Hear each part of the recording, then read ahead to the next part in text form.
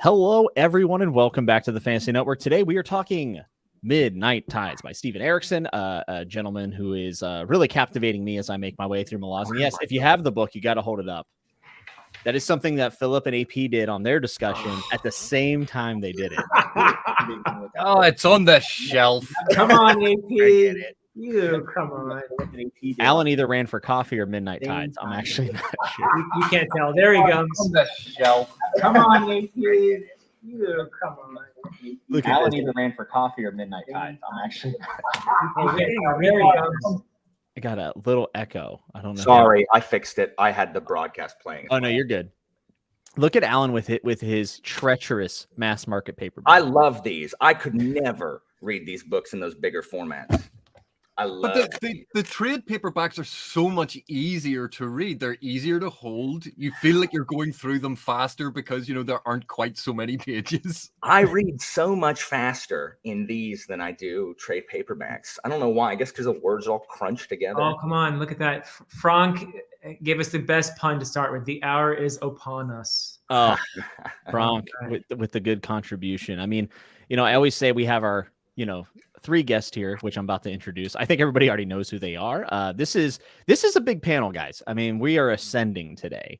And Philip almost wasn't even able to join us because, the Midnight Tides were striking there where Philip's at. We weren't sure if he was going to have power, but luckily, Opon did smile upon us, and we had some good luck. And Hood's Breath. Look, how many more references can I jam in here? Well, it's a very errant thought. No, I hate the errands. Do you really? Oh boy, this is going to be so fun. Sucks. Yeah, this one's going to be a maelstrom. Nice. What if we just did the first 15 minutes just all puns? Yeah. Oh man, everyone's piling in here now. I hope my excitement doesn't bug you guys. Nah, I want you to be as thrilled as possible. Nice. Oh God, that was good. Are you playing the wet blanket then? Yes. Oh. I mean, man. All right, everybody. That's it for today. Thanks for having us, Jimmy. Patreon's in the description if you guys want. All right. So, as you guys can tell, we're going to be discussing Midnight Tides in full spoilers. And I'm accompanied by three of the best bridge burners on YouTube. To my left or right, depending on where you are, we have Dr. Canavan, which is a critical dragon. How you doing, man? I am doing very well, Jimmy. Thanks for inviting me on into such august company. I mean, this is actually, for people who are paying attention, this is the first time AP and Alan have ever been on a stream. I've never met AP officially. I've watched many streams that AP is in. Well, I mean, to hold my beard. God. This pleases me greatly. I had a good segue, and then the pun got me. It got me. Well, AP, I'm glad you're here, and we're accompanied by your arch nemesis, which is Dr. Philip Chase, who is here for House of Chains. Philip, I'm glad to have you back. How are you? Jimmy, it's great to be here. I feel like we are like the Sengar brothers here together, the four of us. And I guess since I'm the oldest, I would be Fear. I'll let you guys work out who Rulad is. All right. I'm so which one of us are stealing your wife? Because that's Ooh. part, right? That's Yeah. because poor Fear. It's too soon, Jimmy. Too soon. Too soon. What a heart-wrenching moment. We'll go over that. Yeah, we will get there, sure. Because that was one of the things that I was like, why is this happening? More importantly, who would be Benas? The one that isn't there. Wait, never mind. Honestly, I'm pretty depressed, so I'll go ahead and take the Benadas role. You guys can just don't bring me back. Just let me go. Do I have to be Rulad? I think you're. You have to be Rulad, Alex. Does that mean? I mean, I did root for the autocracy in what was it, Blood and Bone or whatever. Yeah, this is true. I don't want to be Rulad. But he's such a chocolatey dessert. Yeah. I mean, God. Oh my goodness. Can't even. Well, Philip, I'm glad you're here, and I'm glad you're back. I'm glad to be here. It's always a pleasure to have you on. And then a man that needs no introduction. I probably do. The one, the only Alan from Library of Alexandria. Alan, how are you, man? I have a newer paperback than Philip does. And I'm doing well. I'm excited. Midnight Tides is my second favorite of the Malazan books. Sorry, I pronounced it wrong, but Bone Hunters is my favorite. This is my second only to Bone Hunters. When I read this the first time, I was blown away. Blown away when I read this first time. Yeah, I think out of the first 5, I can say comfortably that Midnight Tides is my favorite. Yeah. I mean, I'll be honest. I love all the first 5. It's so interesting because I see a lot of the people go through ups and downs with Malazan, which is fair, right? It's a very vast series, has a lot to offer. There's tons of different ways to take the material that you get in the first 5. But like everyone told me, kind of, be prepared for House of Chains to be a little bit of a dip. But if you watch me and Philip's spoiler discussion, I loved it. I thought House of Chains was excellent. I like House of Chains more than most. I like House of Chains. I love Karsa. I'm a Karsa apologist, unfortunately. Now that I'm into the Bone Hunters, Karsa is just getting better and better, to be honest. So the interesting thing I think about Midnight Tides is I usually don't like prequels. I'm going to use the word prequel. Yeah. That's not generally something I like. I don't really like flashbacks a ton in books either, but Erikson continues to demolish my biases, which is something all of my favorite authors tend to do. Robin Hobb does that very well. I would say George is a little bit more straight up my alley, but Erikson's now becoming one of those people who are just smashing my preconceived notions of what is good and what isn't for myself, because he's just super imaginative. And Midnight Tides is very much the tale of Trail Singar in some ways. I mean, it's bigger than that, right, guys? But I think that's why this works. It's like right in the middle of the series, and Troll Singar, to me, was a character I liked, but I became attached to in Midnight Tides. Love Troll. Yeah. Love Troll. And it's because we get the world built in around him, right? His family, his people, and their struggle. But we're going to go through this kind of chronologically, and I just want us each to chime in as we go. But I like to open this up with some trivia. And big shout out to the Malazan Wiki. Whoever's doing it, you guys are the best. You guys are the goats, because I get so much information from the Wiki, and I can't express enough how much I appreciate the work that goes into that website. And they have a trivia section, and I'm sure AP probably already knows all this trivia if I had to guess. But the first piece is really cool. One of Erikson's goals in writing the novel was to create a self-contained tragedy, a type of story he feels is going extinct as an art form. He says it is the first of the 10 original Malazan books that is definitely a tragedy with fantastic elements rather than fantasy with tragic elements, and it set a precedent for the entire series and how he wanted to handle its conclusion in the final book. I think that's why I like this book so much, to be honest with you. I think there's multiple moments in this that are just absolutely heart-wrenching. And I like the fact that he spun it around. He said, this isn't a fantasy with tragic elements, which I happen to be a big fan of. A lot of my fantasy would be described that way. This does feel different and very distinct. So I thought that was a cool piece of trivia. The second, and Philip and AP actually talked just a little bit about this whenever they did their spoiler discussion, but I'll say it anyways. Erikson says Midnight Tides was partly inspired by a driving vacation from Winnipeg to South Dakota. While stopping at roadside cafes and gas stations, he often saw collections of spear points on display that were the legacy of 8,000 or 9,000 years of human occupation in the region. He was already interested in the culture of the Lakota Sioux and picked up books about them at museums on the trip. He describes one of the main drives of Midnight Tides as the exploring of the question, what would have happened if the Lakota Sioux were actually successful in defeating the United States cavalry and marching on Washington? Wow. Very fascinating. I mean, come on, guys. I mean, I think, AP, obviously you're across the pond here. I think as an American, like, I've pondered this question in my head as I went through history class and things like that. Like, I like to flip history around in my head. I've always been a big fan of that. So this resonated a lot with me, like thinking about that concept. I don't know if that is so much an American perception, because like it's something that we're living through. I know you're very knowledgeable about U.S. history and whatnot. But to put it this way, it's more of an American preoccupation. I didn't know who the Lakota Sioux were. I wasn't aware of that until I had started reading these books and, talk to Erikson or talk to Esselmont about them. Mentioning Esselmont. Speak of the devil and he appears, that hoser Esselmont.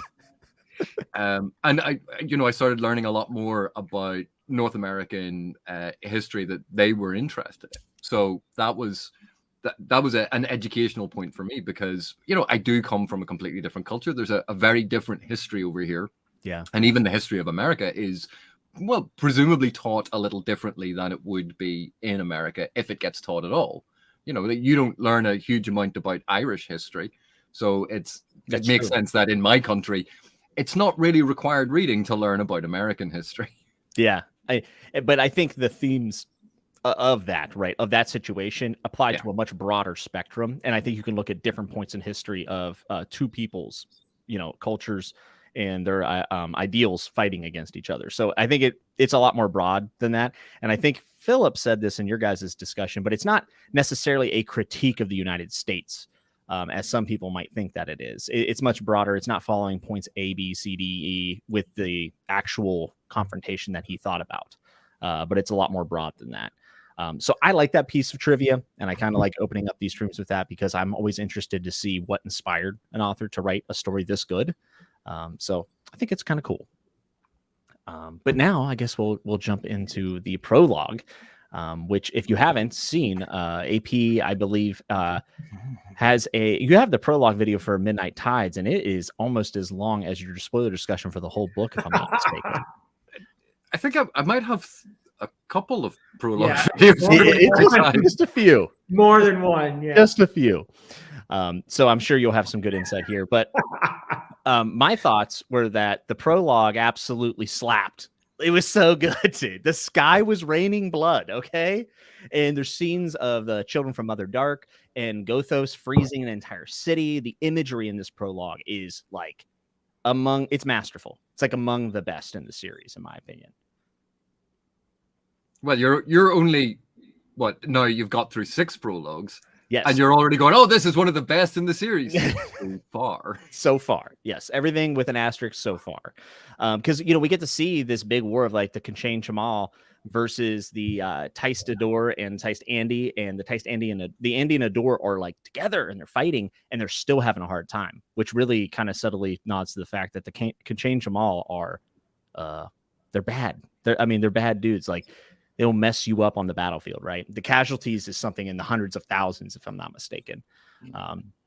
But obviously the bigger story here is the fact that we see Blood Eye, Scabadari Blood Eye, stab Silkus. Am I saying it right, guys? Okay. Yeah. Silkus ruin in the back. And this kind of sets up the whole book, doesn't it? Especially with the way that it's actually interpreted from the Edor. And I thought that this prologue was, again, on top of just the imagery, I thought that finding out the Blood Eye had caused the sundering of the Corral de Moralon Warren, if I'm saying that right as well. Just asterisk next to anything I say. I don't know. I mean, what do you guys think of this prologue? Like, to me, it blew my mind. And I felt like, again, Erikson was kind of peeling back the veil a little bit and giving us real information. I probably feel differently than most people because I've always been an Eater apologist, like ever since they were introduced, because I don't actually like the Andy that much. So when Scabandari like pulled a Brutus, and I was like, nice, that's the way to do it. Go. And I know that's not a popular opinion. I know I'm not supposed to like Scabandari, but I was totally okay with it because I also like the K'chain Chamal because they're freaking awesome. Mm-hmm. Now I was sad that he's probably messing it up, and now the Chamal are just going to wreak havoc because you don't betray your allies till the war's won. Really? Scabandari, what are you doing? But I do like Gothos and Mail. I really, really enjoyed Mail appearing there. But I thought it was a cool prologue. I just am on the other side of where most people are. It's all about perspective, right? I like the Eater. Yeah, and you're right. Mail is in this prologue, which he ends up playing a bigger role now down the stretch in this book. And it's interesting because I believe that he wants to actually freeze the battle scene because he doesn't want Blood Eye to interact with another elder god, which is Kilmandaros. And this is where I kind of got a little lost in the prologue. I'm like, okay, I don't really know who that is. I know it's an elder god. I know the Fork will assail, kind of worship this goddess, but I wasn't sure what that really was. So I said, we'll read and find out. Was that right? Do you feel like I should have known that by this point or no? I think that one is made clear later, like Reaper Scale. It's Reaper Scale, right? Yep. Oh, it's only 3 books away. Okay, good. Or 2 books away. That's great. That's good. There is something to be said with Malazan as I make my way through these. It's like I need to know when it's okay to be confused. and then sometimes that's also confusing to figure out. I had no idea either, Jimmy. I read Midnight Tides twice and still didn't like understand it before I actually, got to where it was more clear. I will say this. I think Midnight Tides, when I finish the 10, I'm going to go reread Midnight Tides because it is very much do you guys feel like this is very much a contained story? All the books kind of are in a way, at least the first 5 that I've read. But for me, like Midnight Tides really feels like a condensed story where like I could see this being just a movie by itself. Do you guys feel that way? I guess I would say wait till you finish the series and then you might have a different answer to that, Jimmy. I could see, I don't want to say too much about it because we're not spoiling anything beyond Midnight Tides here, but you never know. As a general statement, you never know when something that happens in one of these books is going to have repercussions in a book further along. So that's true. Yeah, there's certain. I guess I don't write off the fact that it could obviously go into other things, but I like the story that's told here. Yeah. The tragedy, I guess. If Midnight Tides had been a standalone, I would have been okay. If we never got anything like after that. You'd have been like, who are these Kachin Shaman? Who are these people? Well, we got to see those guys in 3. But in the sense of it being a fairly complete tragedy, if we compare it to like a Shakespeare tragedy, right? There is a sense in which you're right, that it is sort of self-contained and that you have lots of bodies on the stage at the end. And you have the tragic elements in here, some of them very heart-wrenching, actually. But you also have the comedy that in Shakespeare's tragedies, no matter which one, there's always comedy mixed in there. And for me, one of the things I think that AP and I talked about when we discussed this is the wonderful, in the beginning, back and forth between the comic elements, which were mostly, Tihol and Bug and all the gang in Letheros. And then you have the tragic elements, which in the beginning are contained to the Edor storylines with Troll and Udenas and the whole gang over there. Gradually, these elements come together, and there's an explosion of, a convergence is the right word to use, I think here. We're talking Malazan, right? Yeah. There is a convergence, and these elements are wed, in a sense, when we all go to Letheros.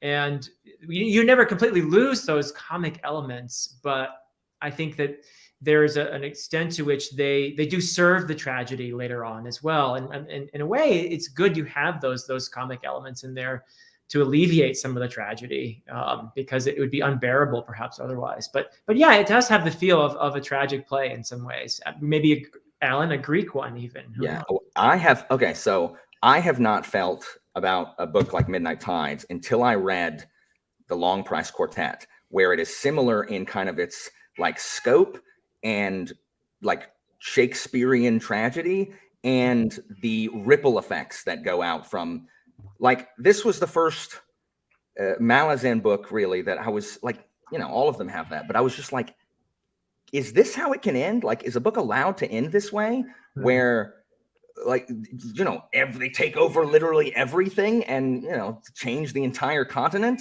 and then that ripples into, Reaper's Gale or whatever. But I felt the same way when reading Abraham's thing, as well as the economic stuff in his other thing. So when I was reading Abraham, it gave me like flashbacks. But I mean, yeah, this is very, tragic, where pretty much everyone loses. I say there's a tragedy for everybody here. Yeah, there are no winners in Midnight Tides, except, I mean, I guess Rulad. Well, no, he was too. Crippled God. Crippled God. He's still, kind of the tool of someone else, right? Freaking the errant. What is his stupid name in this book? Turadal Brizad. There we go. Turadal Brizad, right?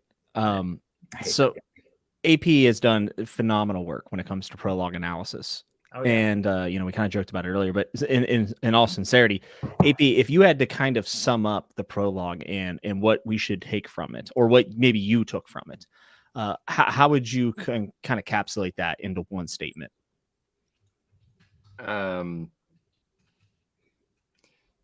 Setting the scene of the theme of betrayal between people considering themselves brothers as there is a colonial conquest of a disputed territory. I think at an epic scale. Very epic scale. It's absolutely correct. And I like that you said about betrayal, because that means there's trust. And I now want to know more about prior to the betrayal, right? I would like to know more about the Idor and the Andy in the trust that was there and how that formed. Yeah, but one of the things that I really like about almost all of the prologues is that there's usually a deep thematic link between what is happening in the prologue, even if the events don't seem connected. Even if you're going, why are we getting this point of view or this particular thing? Like, what has this got to do with this story? This has nothing to do with it, or it seems only tangentially linked. Mm-hmm. But there's usually a core thematic element that when you're reading it, and it's why I enjoy doing the close readings and picking things apart to show how it all fits together. Yeah. But when you pick up on those themes, when you pick up on the salient elements, and quite often when you finish the book, if you go back at that point, after finishing the book, go back and reread the prologue, and you'll see that so much of what you have just read was laid out for all to see in the prologue if you understood the context, if you had that perspective. So that's why they're so fascinating. And every single one of them, it tends to be very, very different from other prologues, even if they flow on chronologically from a previous scene or a previous prologue. Erikson plays with different ways of doing an introduction to a story. Yeah. And one of the things that I think people don't maybe give enough credit for in Malazan is that I feel like a lot of this stuff, some people might say coincidence. But if you do it enough, it's not coincidence. And also, I think Erikson is, he was trained pretty much in a short story fashion from what I've read. And whenever you're writing a short story, every single sentence has to be packed. If you're writing something good, it needs to be packed with meaning.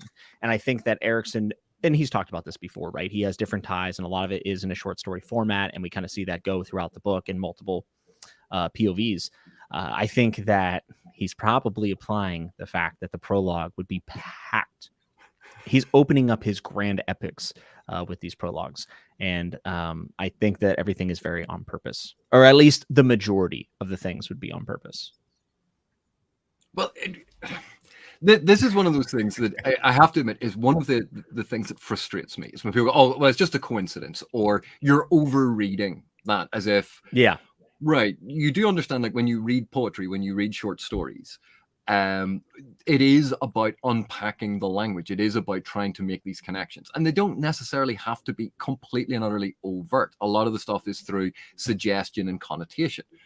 And it always irks me, because how many times does an author have to show all of these points of connection?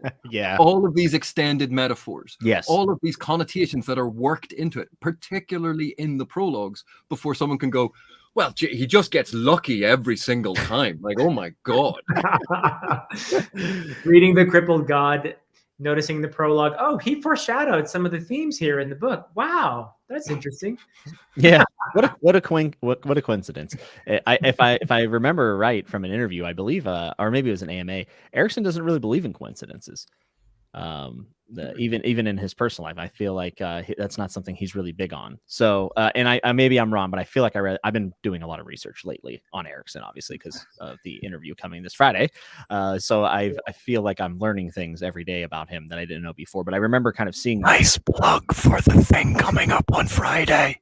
Yeah. Yes, Friday at 7:30 p.m. Eastern, chatting with Nuts, Steven Erikson, be there. All right, so we'll move into part one. But I think this prologue is excellent. I really enjoyed it, and it kind of sets us up like AP just said. It sets up the whole book for a theme of betrayal, and maybe also trust being broken. And we get introduced to the Leathery Nation, which is described as constant progress.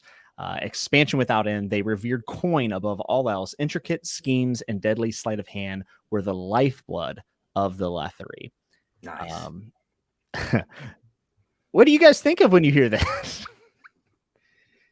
Alan, what do you think of when you hear that? Are you literally trying to get me started on class warfare like this early? Really? Yes. Ridiculous. Very much. To literally like boil everyone's worth down to a dollar sign and how much money they are going to make is ridiculous. It's a cancer. It's poisonous. Teenagers don't need help feeling bad other than being told, besides being told that what they like is useless because it does not provide a job that helps society. Absolutely ridiculous. It's absolutely like the whole Leathery society fills me with rage, and they need a Samuel Vimes. They got to ship Samuel Vimes in there to police that crap, and because there must be a policeman for kings. It's just, I mean, the whole indebted thing. I love economics in my fantasy. Folding knife, dagger and coin, that kind of stuff. So I loved, T. Hall's plot to take down, which kind of gets, aborted halfway through. 2/3 of the way through the But book. at the end, he says, "I still plan on crashing the economy." Yeah. There's more later, but yeah, all the economic stuff and Bugs construction. I love that stuff. But no, I hate Leathery society. It's another reason that I'm like, go eaters, go, get them. I did not weep for the Leathery. I figured you would want a vacation there. It sounds like you're kind of spot. That's only if I can like grab a bunch of students and build a barricade and tear it down, then I'll vacation there. But are you kidding, Jimmy? They'd make me walk the freaking river. Like, I don't have any money. I'm a public school teacher. I'd have to borrow money for property, and then they'd have to, and I don't have Ublala Pung's lung capacity. And one hopes other parts of him too. Oh my gosh. Oh, man. Oh, Philip, really? It was, I could have sworn it was going to be Jimmy that made the first comment about that. And it was Philip. It was Dr. Philip Chase, esteemed. Well, I was talking about his nose. No, Yeah. you were not, Philip. No, I was. It's a family show, damn it. All right. Oh my gosh. Freaking Ublala Pung. So No, I did not like Leather. I'm shocked, to be Yeah, honest. I know I'm you shocked. are. But it is interesting, hearing this, and we think about, the world today and where we see these kind of things happen. So immediately I'm like, I'm settling in to the scenes here, right? Leathery. And then you obviously have the Edor, which much more part of the land. They have a, I don't want to call her an empress. She's like the matriarch, right? And I'm forgetting her name. Help me out. Of the Edor. Sengar clan? Yes. Oh, What's her name? Uruth?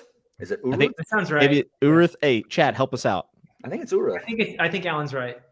Uruth Sengar? Yeah, she beats Featherwitch, which was jarring. Yeah, Yeah, it's such, okay, perfect. So it's such a contrast right there, right? Like it's very upfront, seeing these two different societies, that there's vast amounts of difference, and it all kind of comes to a head all because of fishing. They violated a treaty, and the Eater are run by the Warlock King, right? Hannick Mosag? Yes, Hannick Mosag, who has a lot more absolute rule than the Leathery King. The Leathery King has to deal with the courts. He has to deal with all the politics, where the Warlock King, he can kind of say how it is and people follow that. And that's another really interesting distinction, because we then find out that the Warlock King, he's compromised. Yeah. And by who? By who? By Alan, the crippled god himself. I fed right in. That was beautiful. Beautiful. But another interesting thing I think from this, and I kind of wanted to ask you guys what you think of this, because I couldn't really put my finger on it, and I'm sure it's like really upfront, but we have two sets of brothers, right? We have the Bedics, and then we have the Singars. And I said, okay, there's obviously no way that this is on accident, and that there has to be some sort of combining theme between the brothers. And I'm kind of curious what each of you think that might be. That's an excellent question. I do want to point out one little message there in the chat from some guy named Steve London. Yeah. Hello, gentlemen. I'm here for about the next half hour. If you have direct questions, that is. Otherwise, just ignore this post. I'm not here at all. But AP is a hoser. Fantastic. So with the Singars, we have Troll, Fear, Rulad, Benadas, and then with the Bedics, we have Tahol, Brees, and Hull. Yeah. Troll's the worst. Yeah, so AP mentioned it earlier when he was talking about the prologue and the introduction of people who consider themselves to be brothers. Ah, there we go.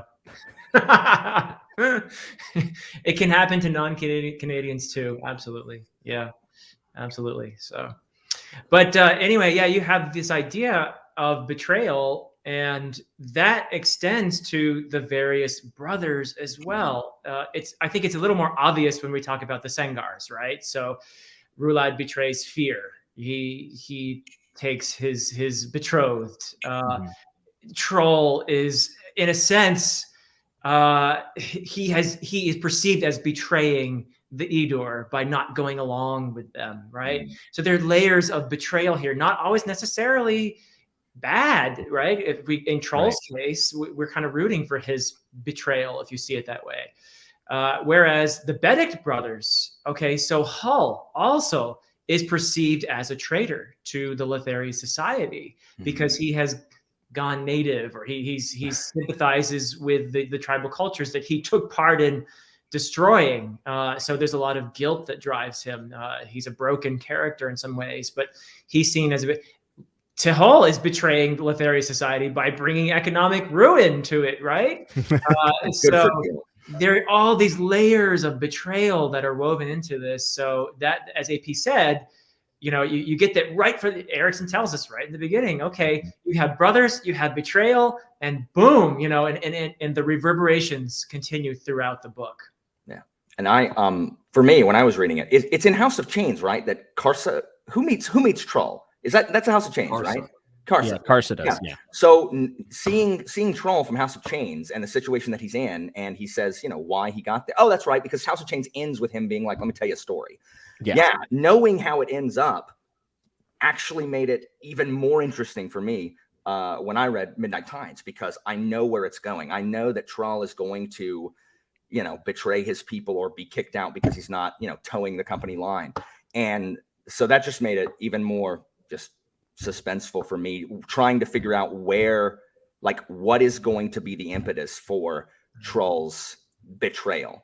And it was so good. Oh my gosh, it was so good. Troll is so, talking about tragic Shakespearean characters, freaking Troll, Sengar, and Rulad too, and really everybody except for. Sorry, Alan. I thought you were going to say about Karsa meeting Benas.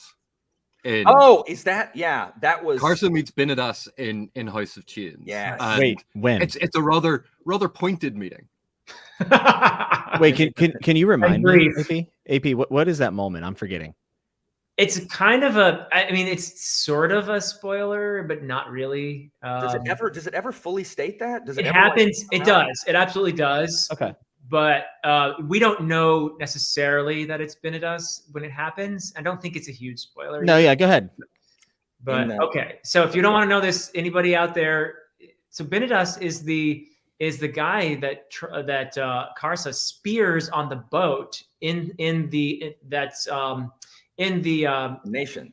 Yeah, what's the name of the it's part of Curled Emerlon, but it's filled with water, milky water, right? So remember that when he gets on the boat and he encounters the Edor, it's the Salanda, right? So the Salanda is one with all the heads on it, right? Yes. So it's the Edor captain, right? That's right. He's in the cabin, and when Karsa encounters him, he actually tries magic, but of course Karsa is pretty much immune to magic. Yes. So yeah, Karsa, that's Benas. That's the end of him.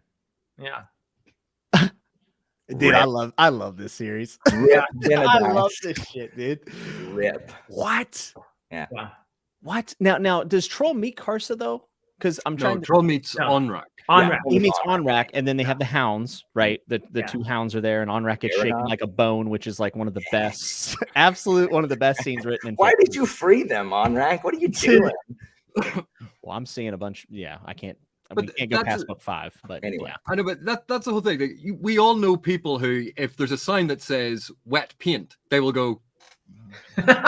All of my students. All of them. Oh, look at these statues. Well, I'm going to go and see what's inside these statues. Oh, don't do that. Don't. But we all know someone like that. Yeah.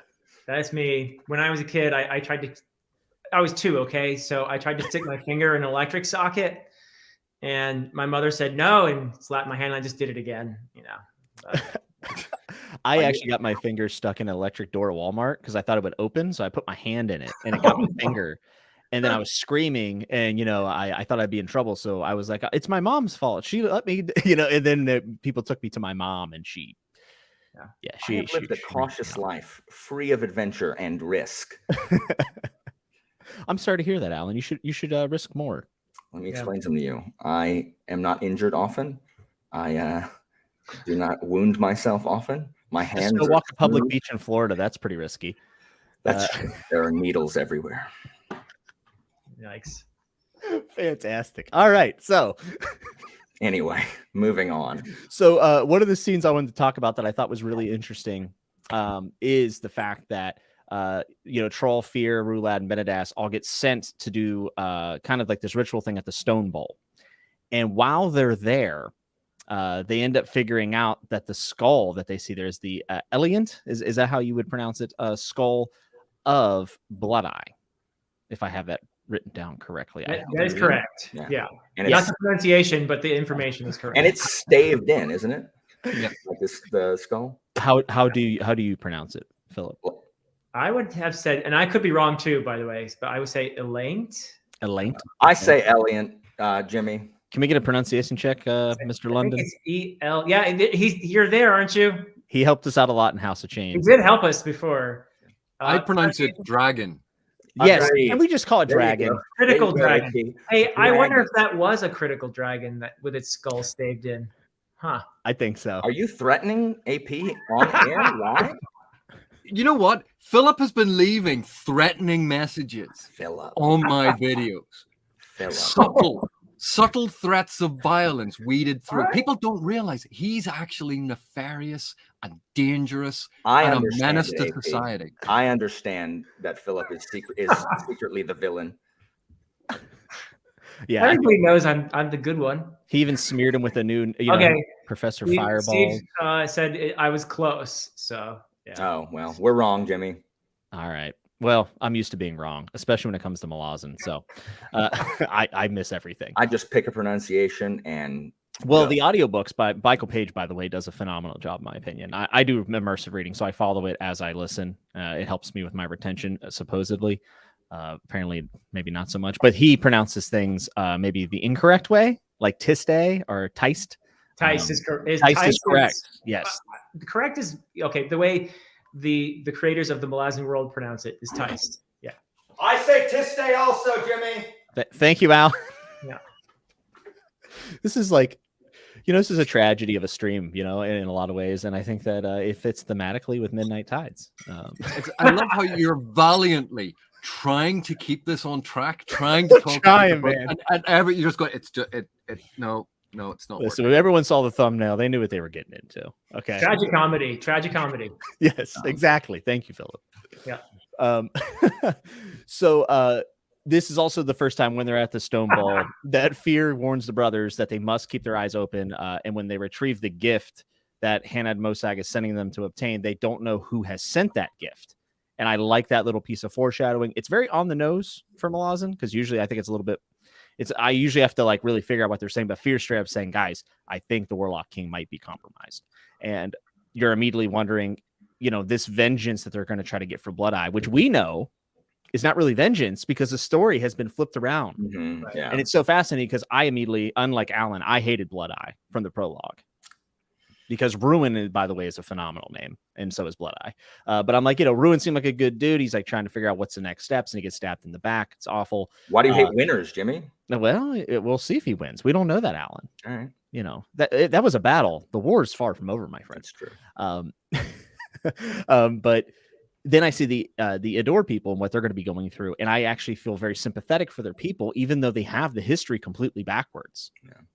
In their eyes, they're kind of the victims. With that lore. So I thought that was really interesting. I struggle with that, Jimmy, because the first time I read it, I was with you. I did not like Blood Eye because I didn't know the Eater yet. I knew Troll and that's it. But after I read Midnight Tides, I really liked the Eater. And so when I read it a second time, I was like, I get it, Blood Eye. He's still a douchebag. Well, yeah, I can say orchestrates holding his army back, so the other army gets slaughtered in a joint maneuver. That's very And for Roman. someone who likes military fantasy, someone who knows a lot about military fiction, you're going, oh yeah, that arsehole general who sacrificed the supporting army You know and then what? knifed the general in the back, and then the survivors at the end who are going, oh god, that was a tough one. They then descend on them and massacre them, and you're going, yeah, I'm on the side of the people who do the massacring. Because You know what, that's AP? You're right. You're right. I withdraw. I don't like Blood Eye. I do like the Eater, though. You're right. You're right. Like, he's a terrible general. And if they had lost the whole thing because of Blood Eye, I would have been ticked. But you're right. Blood Eye sucks. You're right. Take it back. I can't even defend it. I can't defend that. There's no way. He sucks. But the Eater, even if you think of one of the modern equivalents that we would all know about, think of the storming of the Normandy beaches. So you have the American GIs running up onto the beach and they're taking German fire and they get all of the Germans. And then the British come along and shoot all of the Americans in the back and go, job's a good one. Well, won that one, lads. That would be one of the greatest, most villainous acts in history. That's true. Yeah. Well, speaking of history, guys, don't forget this is Malazan, so there could be more to the story. Well, and I agree, Philip. I like that you said that because I said a little earlier, I'm very curious how that alliance came to be. Right. There's got to be more history. I think we could have answers to that question eventually when we get Walk in Shadow, I think. So I would hold the judgment about Scavendari Blood Eye. Look at this fence sitter over here. Look at this guy over here. You know what? We're at war, Philip. We're sitting there on the fence.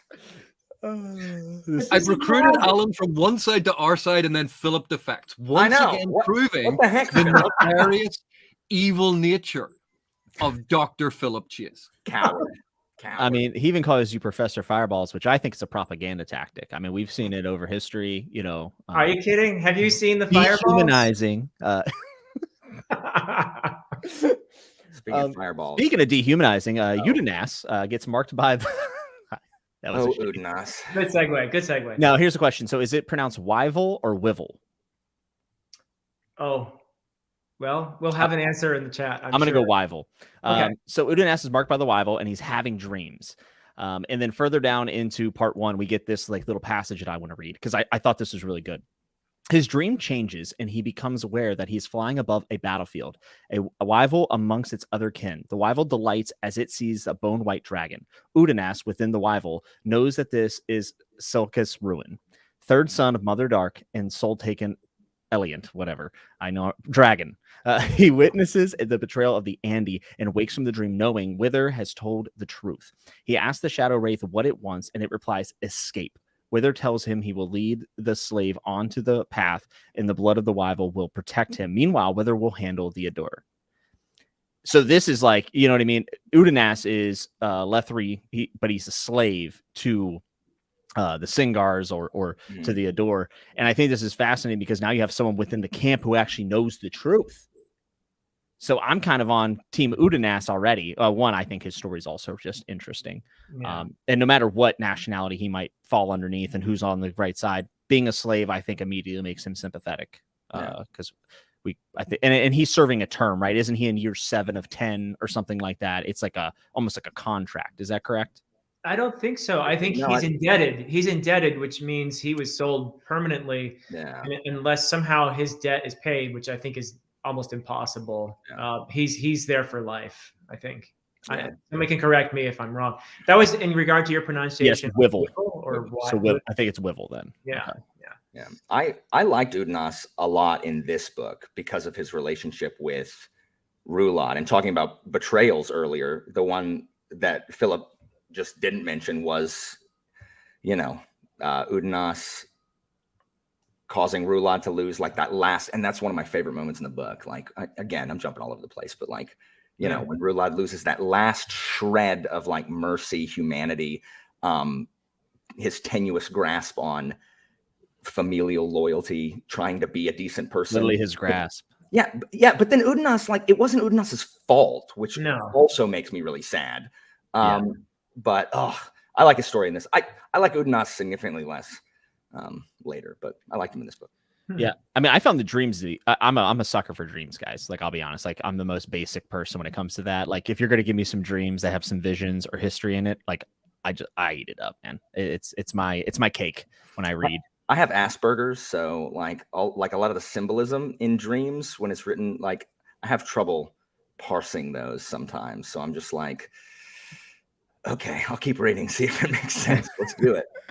Well, I think in Udonas's dreams are very different from a lot of other dream sequences we see in fantasy because, I mean, it's pretty on the nose. I mean, obviously what the Wither's saying, it can be interpreted multiple ways. Like, what's that mean to keep him on the path and keep him safe? We don't know what the cost of any of that's going to be. But I mean, the fact that he's within the Idor camp and he knows what happened and the betrayal of the Andy, I think, that's on the nose and it's pretty interesting. It's also interesting that the female eater have their own knowledge about all of this that is not shared with the men. And of course you have that scene when the Sengar brothers are go, oh yeah, well, mom told us the truth and I'm now revealing it to you. And they find out and they realize that their entire lives, mythologies, the structure of their society is based on a lie.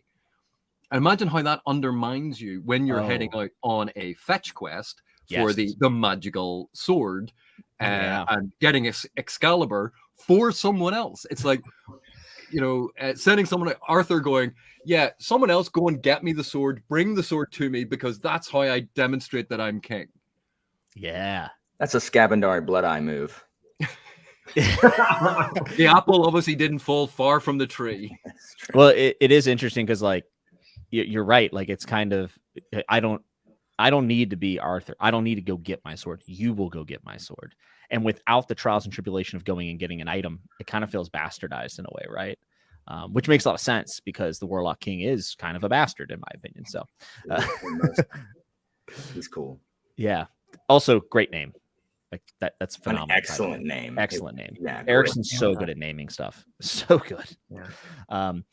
One of the things we get some credit to, I don't know who, because they created all these characters together. So Esselmont and Erikson are phenomenal naming things. Whoever named Hanan Mosag, it's a cool name. Yeah, good one. If someone wants to confirm who did that in the chat, that'd be great. They probably don't remember, but these are my connections, folks. I'm well networked within the Malazan Empire. I also made a quick note. Shirk and Kettle's first conversation as undead was super creepy and almost sad. I thought it was just dripping with like despair and horror. And I think one of the most tragic pieces of the story is Kettle in a lot of ways. Yeah, very sympathetic. And that's why I said I think there's a tragedy for everybody here because so many people are going through personal tribulations. And then as a whole, obviously, there's a culture war going around. And at the end of book one, I was pretty much sold. I was in. I was very confused. I always like to give these little tidbits just because to make other people feel better. Because I just want everyone to know I was super confused with the Leathery and all the new names and the way that their society is set up. I thought it was a pretty big challenge to dive into that because I'm not like the most well-versed reader. But by the end of book one, I felt like I had a pretty good grasp and I was sold. And I wanted to know who was tugging what strings. I'm thinking when's Mail going to show up and all these things. And those are all kind of just thoughts that I had here at the end of book one.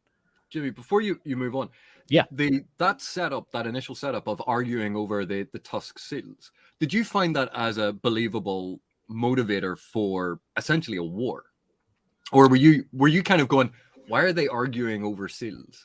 Well, so I mean, I think wars in real life have been started over less. So I'll be honest, if I'm being a honey war, like there's war over like. Well, if I'm being honest, if I'm being completely transparent, no, actually, I didn't even question it.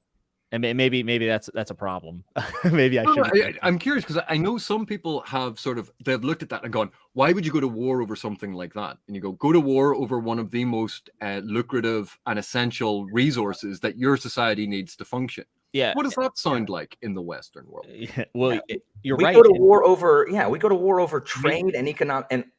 Like you're saying, oil all the freaking time. Well, we live in a country where we, in the early part of the 20th century, invaded another country over the price of bananas. So, look, Philip, got to get that potassium. Yeah, it was an epidemic of hypokalemia, and we needed it. Yeah, I'm sure that was it. I think I didn't question AP though, specifically because it feels like the Leathery specifically, or even both sides, are willing to go to war over, like, it's time. They want to go to war. Like, it's almost like time for it to happen.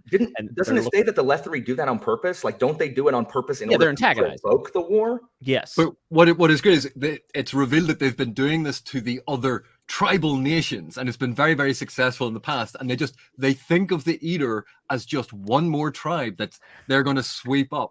And because we met Troll in an earlier book, and because we've seen this sort of aspect of their society, you're looking at it going, the Eater the Leathery don't know what they are walking into. Yeah. They have bitten off far more than they can chew this time. Which is always a fun thing as a reader or a spectator to see someone get punched in the mouth whenever they're being a bully. I mean, that is like one of the best things in the world. Oh yeah, them getting their comeuppance is brilliant. I mean, history's full of people. It worked once, let's keep doing it. Like, that worked once, let's do it again, until eventually, they get kicked in the nerds, and then can't do it anymore. Yeah, I think those are all really good points. And one of the perspectives we get is like the envoy that's being sent. And if I'm remembering right, and I don't have this in my notes, so if I'm wrong, tell me. But weren't the Leathery selling the Eater weapons this whole time? Is that right? I feel like it was one of those things. They said, there's not going to be a war, guys. Don't worry. Yes. They're still selling us weapons. There's no way they would sell us weapons. Saren Pedic was accompanying Baruch's tale, and part of that was, I think, some kind of weapons shipment. That's what was going on. And Leathery steel is, of course, legendary. So you're correct, Jimmy. Yeah. Capital, you sell to whoever's buying. You sell to whoever's buying. Like, it's as if it's never happened before that we've sold people weapons that have then been turned around against the people that sold them. Yeah, it's the iron bar. Thank you, bars. Thank you. Amusingly enough, Spartan reference if it didn't just have a. Well, Iron Bar also. We'll meet him here. Iron Bars is which in here is too, yeah. a tremendous name. We actually, Erikson has taken credit, by the way, for the names we mentioned earlier. So now I need someone to take credit for Iron Bars, because that is a great name. Yeah, but Erikson just takes credit for everything. Like, that's all he does. He's so horrible and mean. Yeah, he was just kidding in his very welcoming endorsement at the beginning of Night of Knives, the forward of it. He was just being nice, right? I love Iron Bars. I think actually didn't Erikson invent Iron Bars and then like the commodity, or no. I mean the character, and then Esselmont, of course, wrote about him as well in novels on Malazan Empire. I think, if I remember correctly, but they'll confirm. Word. That's some bars there. And that wraps up book one. Do they have the sword by the end of book one? So, if I'm not mistaken, I don't believe so. I forget where everything ends. So. No. No, I think this is in part two as we go through here. Just a couple notes, and I'll try to move on a little bit quicker because we took we did intro and did a prologue as well, but part one went a little. I knew this was going to be long, though. This is what I'm here for. And also, we have confirmation. Yeah, Philip, I think that's how it was. Okay. So, good on Philip. I wanted to note that I really enjoyed a lot of the interactions between Featherwitch and Udenas. When Udenas talks about only wanting recognition as a slave, I really felt for him. He's a very sympathetic character, kind of like what we talked about earlier, but he honestly, at this point in the book, I thought he was my favorite character. I think that changed a little bit later. But it's interesting to see the society through his eyes, not belonging to the nation and being a slave. And because the Eater are kind of the good guys in my brain at this point, right? Even though they have the history mixed up, but we're seeing it from someone who's treated very, I wouldn't say he's treated like terrible, but he's at the bottom of that society. And I think that you can tell a lot about a group of people, how they treat the people who are at the bottom. Yes. Yeah. Right. I was with you, Jimmy. Like, and then I was very quickly reminded when Uruth beats the crap out of Featherwitch, and at that point I'm like, oh wait, yes, hang on a second. And it was then that, and that did exactly what it was supposed to, is serve to remind me that it's it's a lot more nuanced than that. Correct. And this is one of those great things, because and you see this technique used all the time when the narrative perspective is with someone. When we get their rationalizations, when we get their stories, when we see how things are negatively impacting them and what they're trying to do to fix it, you're on their side. You empathize with them. And you lose that sort of perspective of who they are because you're so tied into their version of reality, their narrative. Yeah. And then when you get the other perspective, so you've heard about, oh, the evil Leathery, and they're doing all of these things, and they sound very evil and horrible. They have all of these slaves, and then you go, well, hang on a sec, so do the Eater. And it's slowly, when you have those accepted things in your own society, it's very hard to get a handle on them, to get a perspective on them. Yeah. And Erikson plays with this so much. And that's why Udenas's perspective is so useful, because he is the reader's sort of check on the Eater version of themselves. And, you know, that's signaled in the prologue. Here's what actually happened. Here's what the Eater believe. We know that the Eater narrative is false. Udenas is our perspective on some of the aspects of their society that they are blind to. And we get that check and balance. And of course, Tehol serves much the same function in Leathery society. Yeah, that's a solid point. And, you know, we actually have a little bit for the Eater in the House of Chains prologue and how they treat Troll. Yeah. Because even at this point in the book, I know we're early, Troll seems like a good dude. And obviously when he's traveling with Onrak and stuff, I mean, he seems like a very genuine person who doesn't want to do bad. And we see how he's treated by the Edur at the beginning of House of Chains. So all this context and different viewpoints is really interesting. And I think Udenas is really neat because also, like, usually you see perspective from like people in power and the kings and stuff. I mean, we really are getting a more authentic experience, but we can't excuse also the individual that is Udenas as well. So yeah, it's good stuff. This book is so good. It's so good, dude. Bug is Teal and Bugger. Well, that's what I was about to say. Teal and Bug. Those trousers. I mean, the whole thing is just, it's just so tonally jarring from like the really, really heavy stuff. And it's so good. Like if you've ever watched British comedy, like that's what it feels like. It feels like, and I know Erikson, you know, is not read a bunch of Discworld, but it just feels like Pratchett stuff. Like I thought it was like Pratchett as well. Yeah, it's so good. And, you know, Pratchett's the master at that. So, but where do you think Pratchett got it from? Pratchett didn't invent this. This is a style of humor. No, I know. I just have not. I have like Pratchett is my biggest experience with that. But like Jeeves and Wooster, Blackadder. But then think of, we've been talking about the fact that it's a tragedy. It has these Shakespearean elements. At the end, you can see it as like a scene from Hamlet. Yeah. And who did Hamlet have? Rosencrantz and Guildenstern. Yes. You know, this is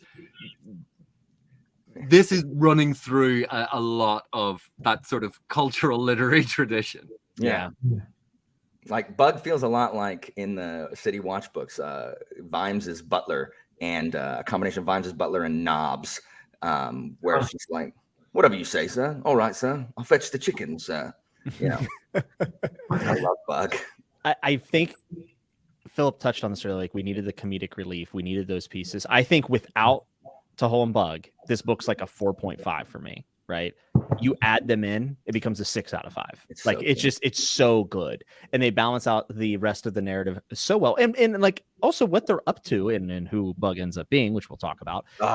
It all does impact the overall narrative. So it's not even just like 2 throwaways on like a little side mission, right? Yeah. Like I kind of think of like The Last Jedi, like this casino side quest, and you're just like, okay, like what did that have to do with anything? It didn't have anything to do with anything, right? This is like an actual kind of like little side duo that has like a real impact on not just this book, but going forward, all of Malazan. Yeah. While also being hilarious. When their storyline like hits the streets and all of a sudden everything becomes super deadly serious, it's so good. Like, it's amazing. There. We'll get there. You want to? Are we allowed to say who Bug is now or not? No, we could. We could spoiling crap left and right. Okay, why not? So, I mean, it's obvious by the end of the book, of course, but one of the things that makes their relationship so compelling to me is we're used to seeing the gods using human beings as tools. Yes. We're used to seeing them not seem to care about the consequences on the mortals that they exploit. Whereas Bug seems to be almost fascinated by Tehol. He seems to be there's a relationship of compassion there. And there are moments when, you know, at the end when Bug goes, you know, he gets really bugged out because of what happens to Hull, and that's both scary, but it's also kind of beautiful at the same time, because there is this bond between this god and this mortal, and that's something you don't see that much. So I thought that was a cool thing, that we had a relationship between a god, an elder god even at that, and a mortal here, which is very unusual, not only in the Malazan series, but in general. You don't see this type of thing where there's a friendship. There's a genuine friendship between these two. Yeah. And there's a playfulness. And I think that Hull probably knows, he always knows more than he lets on. Certainly. I think he knows more about Bug than he says, right? Yeah. So I love that. I thought that was a great thing. Yeah, one of the most moving parts in the book for me was when, you know, T. Hull gets like pounded by the mob out of nowhere, and Bug flips out, and like that's what causes him, like, okay, it's like when Bug is mad, when Mael gets angry. I love that. It's so good because, you know, it's like you said, like, compare freaking Mael to Shadow Throne, you know, dancing around like, oh, what are we going to do today? You know, and then Mael's just hanging out as a Jeeves guy. But then his buddy, you know, his master that he's been serving for this long, is hurt by this mob mentality that just has the city. I mean, everyone's about to die. And he just goes berserk to save his buddy. And it's just it's so good. I loved that part. Yeah. Their relationship's excellent, and this is actually, I think, from part 3, but I'll just talk about it now since we're talking about the whole Bug. Whenever they're talking about Bug becoming the leader of the shanty town, is absolutely it's like delightful to read. It's just such a joy, and all of their back and forth to that is like probably one of my favorite sections of the book. And whenever, you know, obviously Bug is Tull's manservant, but there's like essentially a part whenever it becomes clear that that's really not the case, even though you probably could have pieced it together, but it's very it's not really on the nose. It's like a natural conversation, but basically Tull's like, I'm going to leave. Is that okay? And then Bug says, yes, master, that'll be fine. Yeah. And it's like, man, like, I know that is like super simple and whatnot. Someone said, Jimmy looks so happy. How can you not be when you're talking about the Hull and Bug with 3 of your best buddies in reading? I mean, this is great. But I love that line. That'll be fine, master. Like, it's just such a, you know, it's cheeky. I love it. So good. Look, Bug's construction. He's gonna be the fall guy, man. I love Bug's construction. Sorry, so, part 2. When we cut back into part 2, kind of where we were, Kettle, the big thing that happens with Kettle in this section, and I feel like it's important to talk about, is that the Azath house dies. Which we at this point in the series, we know that Azath houses are super important. They keep some things guarded. They also, like, you know, they have people there. They're part of like the fundamental system of which this world is kept safe, it seems. And one has just died. And I thought that was a pretty big moment. And I just remember like kind of like holding on to my seat, right? I'm like, oh no, what is about to go down? And also, like, I love seeing things from Kettle's perspective. I mean, it's just like, it's almost endearing, but also creepy, you know, like, it's very creepy. Just a little. One of the things that's really, we all feel sorry for Kettle. She seems like such an innocent, and she's this child, and you go, she's an undead child who's a serial killer. She's adorable. That's true. I always forget about this book. Well, she's feeding people to the tree. Yeah. But they're bad people. But people she's decided who are bad, and other people have told her are bad. So she just goes and kills them. And then feeds their body. And then she's getting help from a friend that's inside the tree that's going to make her an empress, and someone's manipulating her. She's actually really fascinating. Like, her whole story is awesome. Creepy children. Yeah, she's very creepy. Someone actually said, "Oh, Jimmy, did you make the connection with the eater that Bug punishes?" I did not. At least I don't think I did. Does anyone know what this is? I'm not sure what that's referring to. I did. It's a big deal, and I've forgotten it. Hold on. Okay. It's contextual to Midnight Tides, right? Like, it's not gonna. Yeah. I got my spoiler guards on them. Oh, yeah. I know what it is. Do you remember in Memories of Ice, they find a body that looks like it's been crushed by pressure, and it's oddly gray skinned, but pulverized? Yes. Yeah, that's that guy. That was Mail shooting him through the. Okay. Yeah. Oh, okay. And is that that does that take place in Midnight Tides? Because obviously Midnight Tides happened before. So yeah, Mail bug blasts that eater into the smithereens. Into the super hyper pressure underwater thing, and he pops out in the river in near what is that town called? Coral. There you go. Coral, yeah. He's discovered by the Malazans, I think, at Coral and by the water, and they're like, "What's this?" Yeah. How did this guy get here? Well, what's going on? And then it's 2 books later, you go, "Oh, that was that guy. Oh, that's how he got there." Yeah, guys, I'm gonna be honest. I think once I get through a majority of fantasy, I'm just gonna read Malazan for the rest of my life. Yeah, I really mean that. I had to be told, because the thing is, by the time I finished Midnight Tides, I didn't remember that one scene from Memories of Ice. On the reread, I did. I was like, "Oh, that's that thing!" But before, I was like, Bye, Steve. See you, Steve. I'll see you Friday at 7:30 p.m. here on the Fantasy Network. Okay. Nice plug. Once again, great plug for the thing on Friday. Thanks, man. Very smooth. Very smooth. Only smooth here. Smooth as peanut butter. So we kind of talked about this. We talked about the sword. So they get the sword, right? We're talking about the brothers getting. Oh, sorry, we're back at the sword. Okay. Yeah, we're back at the sword now. I know we're jumping around, but hang on tight, folks. It's like a Malazan book. Made by Withal, right? Yes. Withal, yes. The Macros. That's right. Macros Smith. Yeah. Which we kind of I'm sorry, I neglected that in the prologue, but we do see him being taken basically like a slave by the cripple god to make a sword. And then we kind of see the fallout of a little bit of that here. And by the way, you guys need to check me on this. I actually have this as an asterisk, meaning I don't know if I'm completely correct, but if I have it right, the sword that the cripple god ordered to be made is the one that Rulad now possesses. I believe that's correct. Yep. And holy shit, Rulad's raised from the dead. That's the exact note I have. Oh my god. Did not think that scene, but I know it's your favorite, Jimmy. I mean, he's also becomes the emperor, which seems to be quite a big deal. And it's just this wild turn of events that I didn't see happening, because Midnight Tides kind of slowly unfolds, and I'm following the events pretty well, probably better than any other book I've done. And then all this stuff just happens at the end of part 2, and then you have Mayan being stolen from Fear, which is the joke I made earlier, right? And it's that was rough, man. And it's all hinted at, right? Rulad has a thing for Mayan, and it's kind of weird. I don't know why he just has a thing for her, and it seems like she has a thing for. You see that younger siblings getting a crush on their older siblings' girlfriends or wives. I have to beat them off with sticks. Yeah, I get it. Yeah. I mean, basically. Yeah. I teach Latin, so I have not had that experience. But from her perspective too, understand that she's marrying into this family, and she needs allies in the family. So it's true.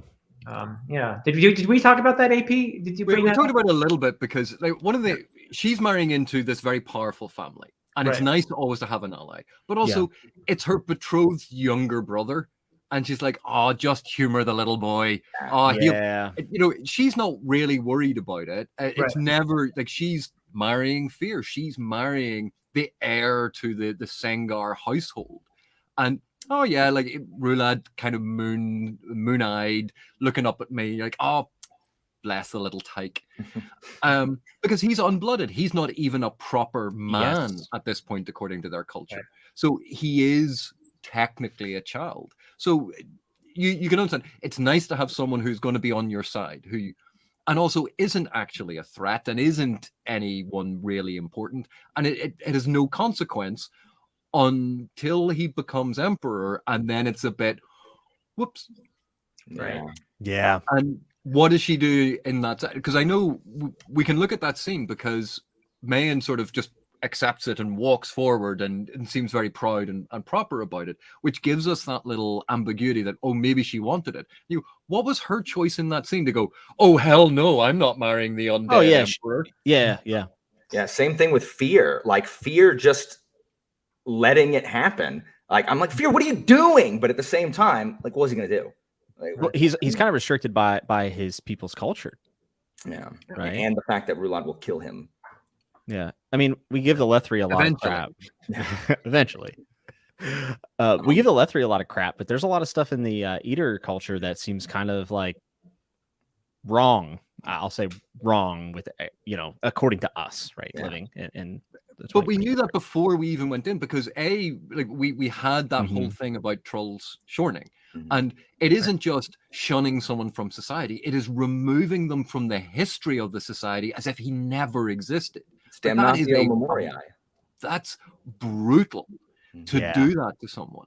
And then, obviously part of the perspective in this is, they conceit that Troll is telling this story to Unrak. So maybe, just maybe, there might be a slightly more positive view of what Troll's doing and a slightly more negative view of other people, because Troll's the one telling the story. Yeah, that's actually, See, that I think that's what gives this so much depth. Like, it really does. Perspective is everything. And Jimmy, the scene where Udenas is prepping the body. Wow. Yeah. Someone mentioned that. Right here, the scene with Udenas prepping Rulad's body is one of my all-time favorite moments in the series. Oh, I did not see it coming. I'm like, okay, the sword, like, what does it do? Okay, cool. And then, oh my gosh, it was so good. That was so good. Although we knew that sword was going to be important, because Yes. it was the means by Certainly. which Han and Mosaic thought he was going to achieve ultimate power, right? Yeah. This was the deal that he made with the crippled god, that this was the sword that he was supposed to get in order to not just solidify his own power, but and he had possibly a different agenda from what Rulad ends up doing, I guess. But that sword is, that was always going to be a potent weapon. So the fact that it fell into Rulad's hands, though, changed the whole course of everything, I suppose, right? And it really did. And then his meetings with the crippled god and figuring out that he's now a tool. Like, he doesn't have a choice in the matter, right? Yeah. Right. And Rulad's just like, he's despicable. He is. But like AP was saying, he's a child. Like, he's a boy who's been given way too much power. He's like these people who have never had any money and all of a sudden win the lottery, and they just go ballistic with it. They have no idea how to manage it. And that's Rulad. He's been given this toy that gives him ultimate power, and because he has no self-control, he does what children do, and he grabs. I want that. I'll take that, please. I'll take that, please. And he's trying. You can see him fighting against his baser instincts, trying to be, I think at times he wants to be a decent ruler. Like, okay, here it is. I want to be the guy that Fear and Troll like all want me to be.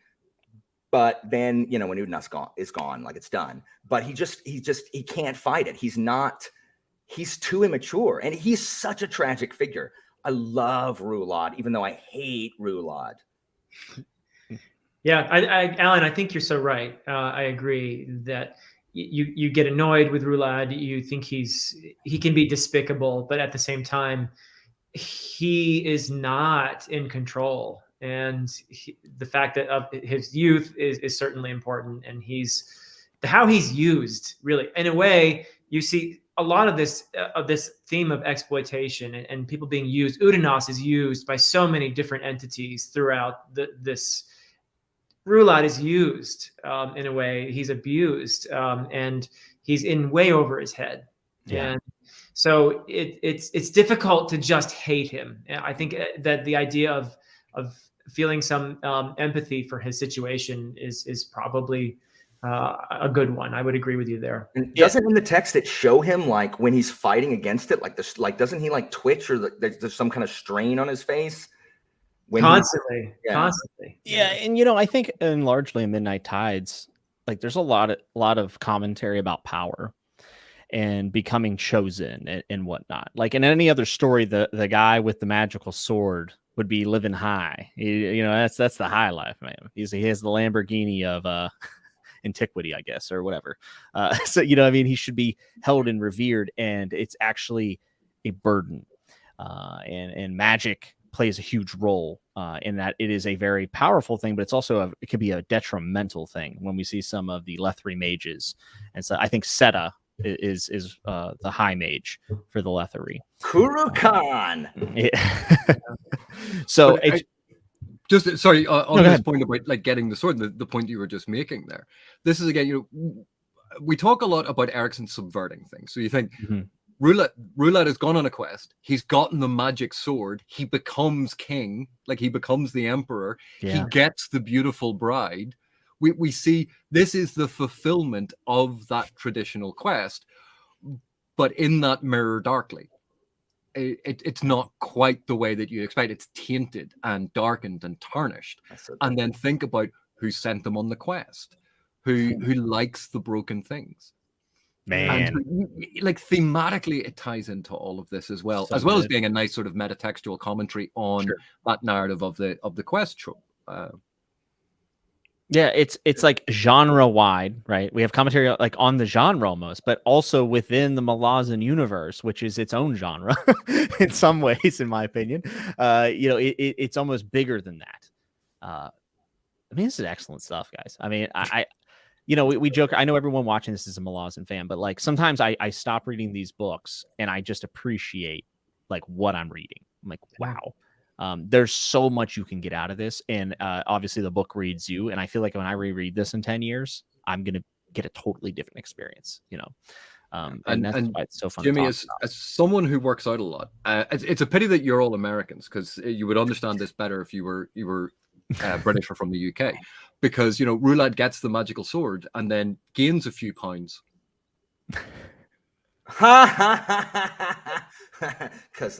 Because of money. Currency. it was good. It doesn't work with dollars.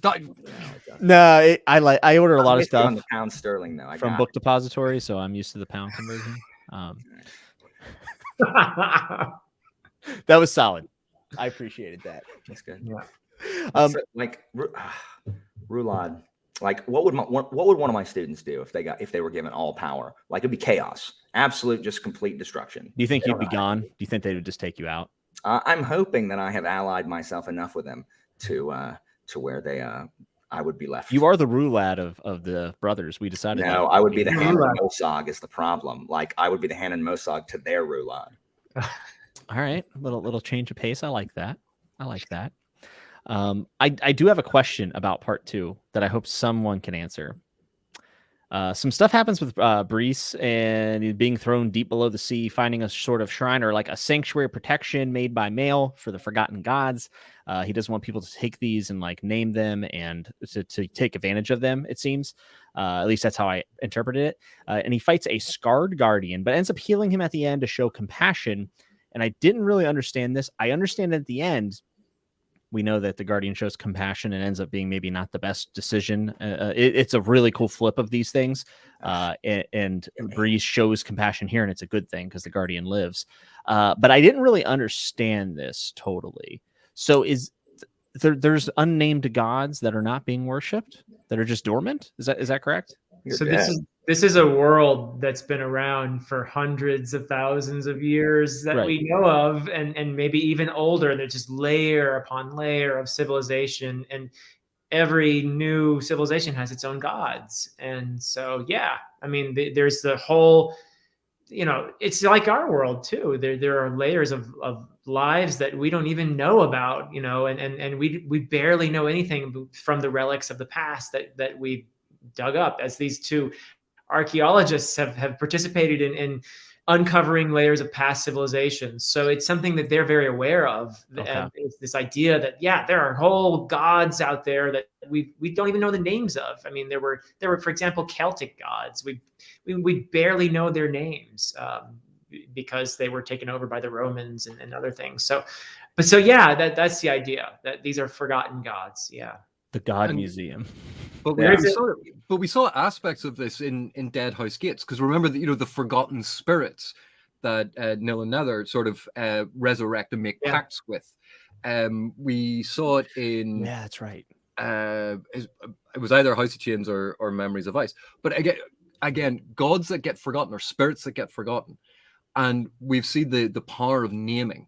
And naming magic, it's throughout so much fantasy and throughout so much mythology and history in our own world. But controlling someone's name, and even those sections in this book where someone says Mail's name, and in the next section you have Bug going, right. That's awesome. I don't even know if I picked up on that. It's subtle. Yeah. Yeah, I'm a bad reader. Really? This concept, though, is something you see elsewhere as well of these past forgotten gods. In American Gods by Neil Gaiman, there's a whole thing about the gods of the past and that sort of thing. I don't know if you've read it or not, but I have not. Okay. Yeah. Real quick side question for you guys who have read all the books. Are there any books that deal with Decembalacus and the First Empire? Speaking of Deadhouse Gates, stuff that's in Deadhouse Gates? Or is that just we're supposed to infer? Dang it. No books that I know of. AP? None that have been written yet. Esselman, if you're there, write it. Someone please write that. Like ever since Deadhouse Gates. It's all peer pressure, the authors now. All right. I've been champing at the bit for that one since Deadhouse Gates. Sorry. Cool. All right. Well, thank you. I appreciate that. All three of you in chat and everybody, because that was just something, honestly, it went over I read it twice and I was like, okay, I'm just going to move on.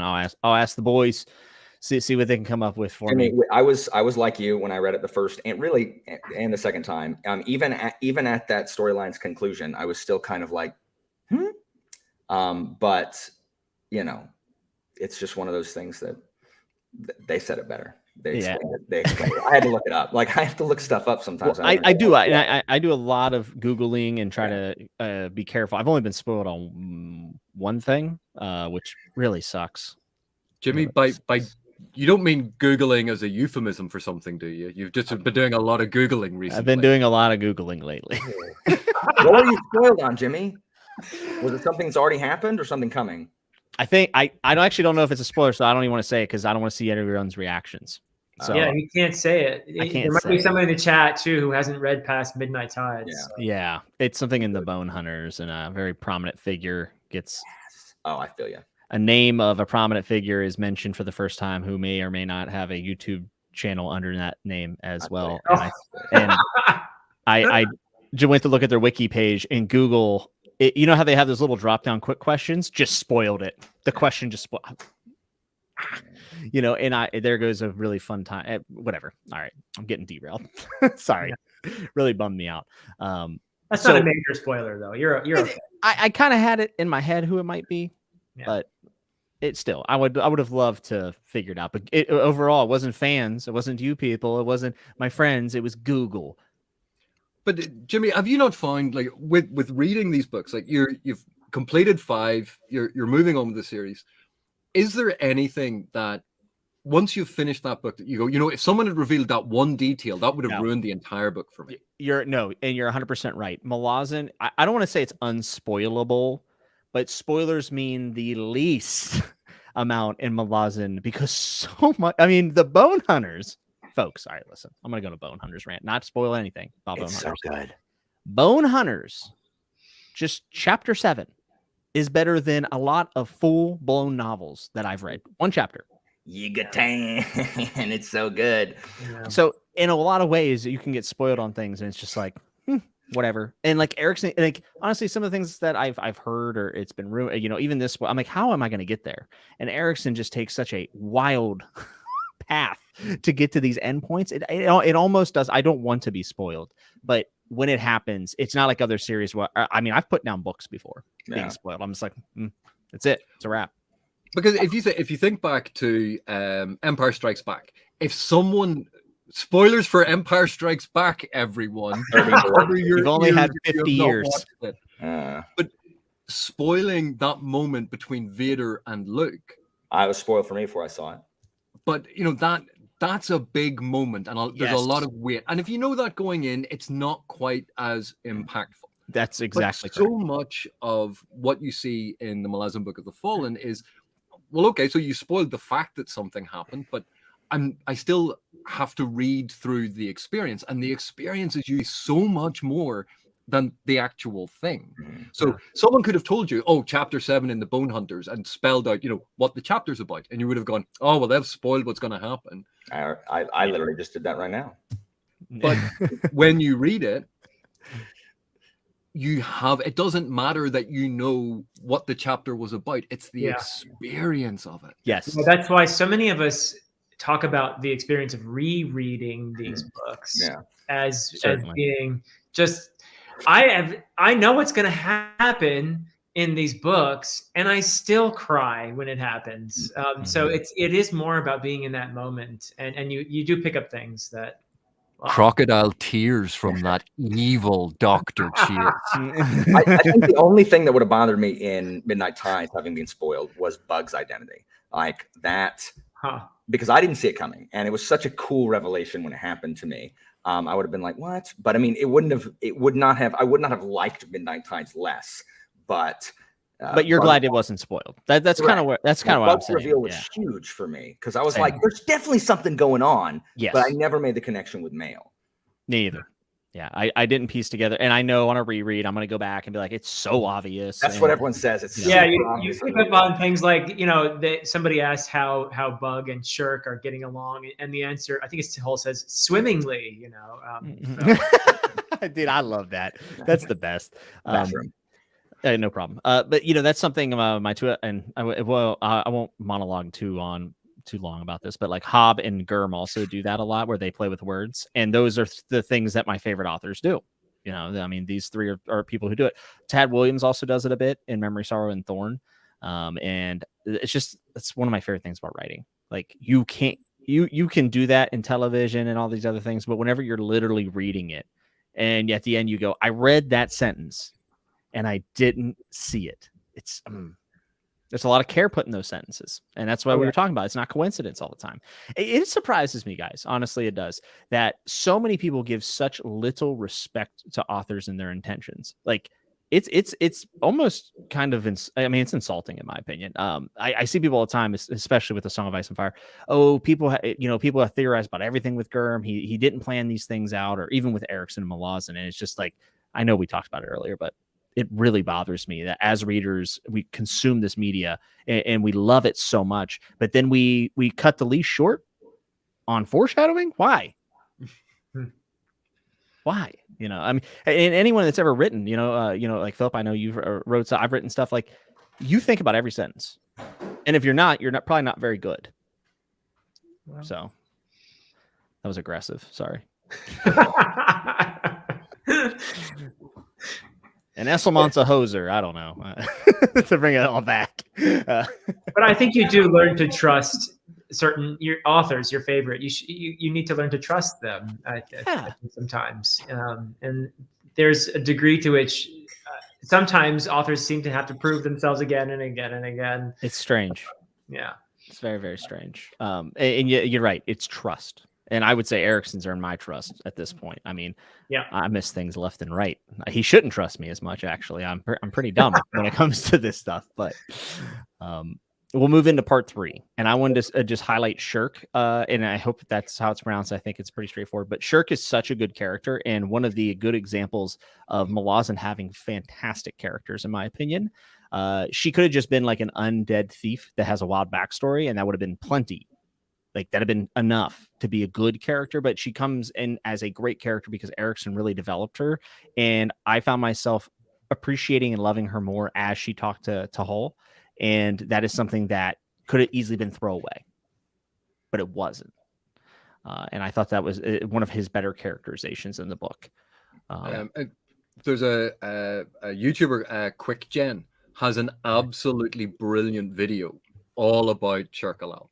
And I gotta watch if you haven't seen it yet, go and have a look at Quick Gen's video. I'm gonna actually put it up right now. I'm not gonna play it, but I'm gonna find it. But it's I think I have a funny feeling it might go into Reaper's Gate. Oh yeah, there are spoilers for later. Yeah. Oh okay. But they are very, very minor. But you maybe can hold off until then. I put it on my watch later. Yeah. There we go. Yeah, I love Shirk. What she becomes and what she is in this. I don't love the Otulu. I don't want that. She loves it. I don't like weird sex stuff, just period.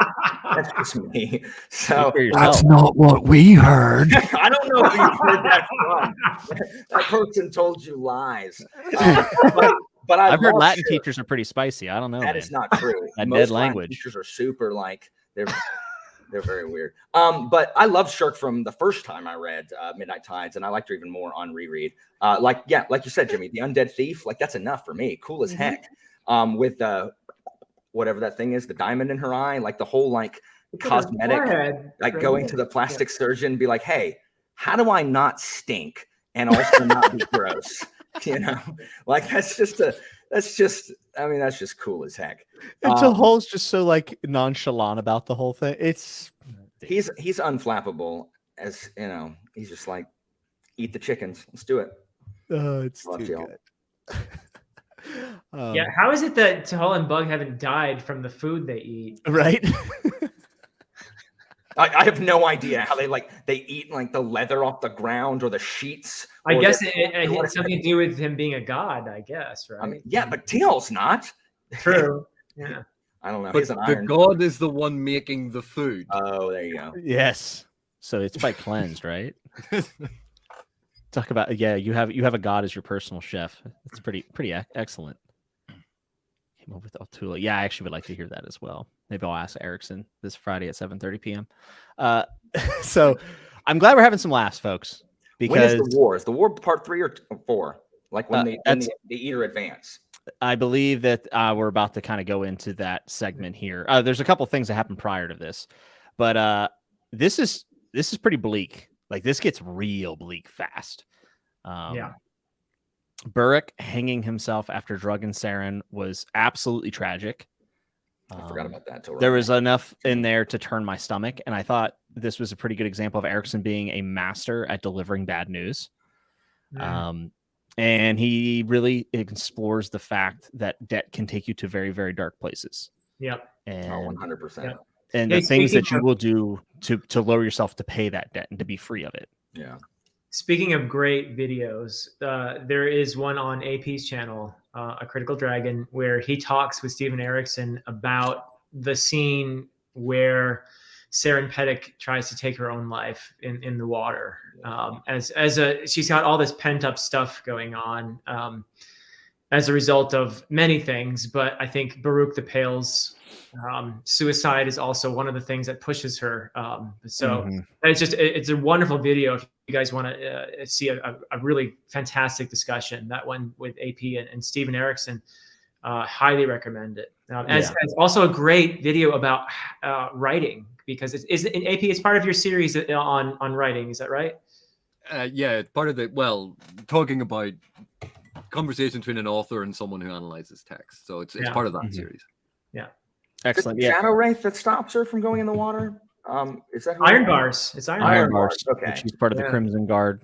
But yeah, that scene, like Björk wasn't like my favorite character in the book, but it didn't matter because like I felt him to be. I mean, he's not, but he's a human, right? Like he's just a merchant. He's just a businessman trying to do business. Yeah, and he's in debt, and it's tough.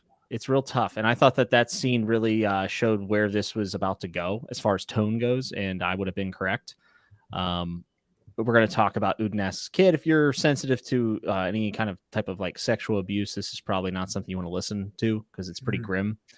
But it's Manandor essentially rapes Udenas. Right. And he just met his son in this section. His name's Found, and it's in Starfall Demalaine. And this is one of those things that I would have never pieced together if Erikson hadn't spelled it out for me in the text, which tells me it's a pretty big deal. But like that is so sad. It's weird. Like, how do you process that?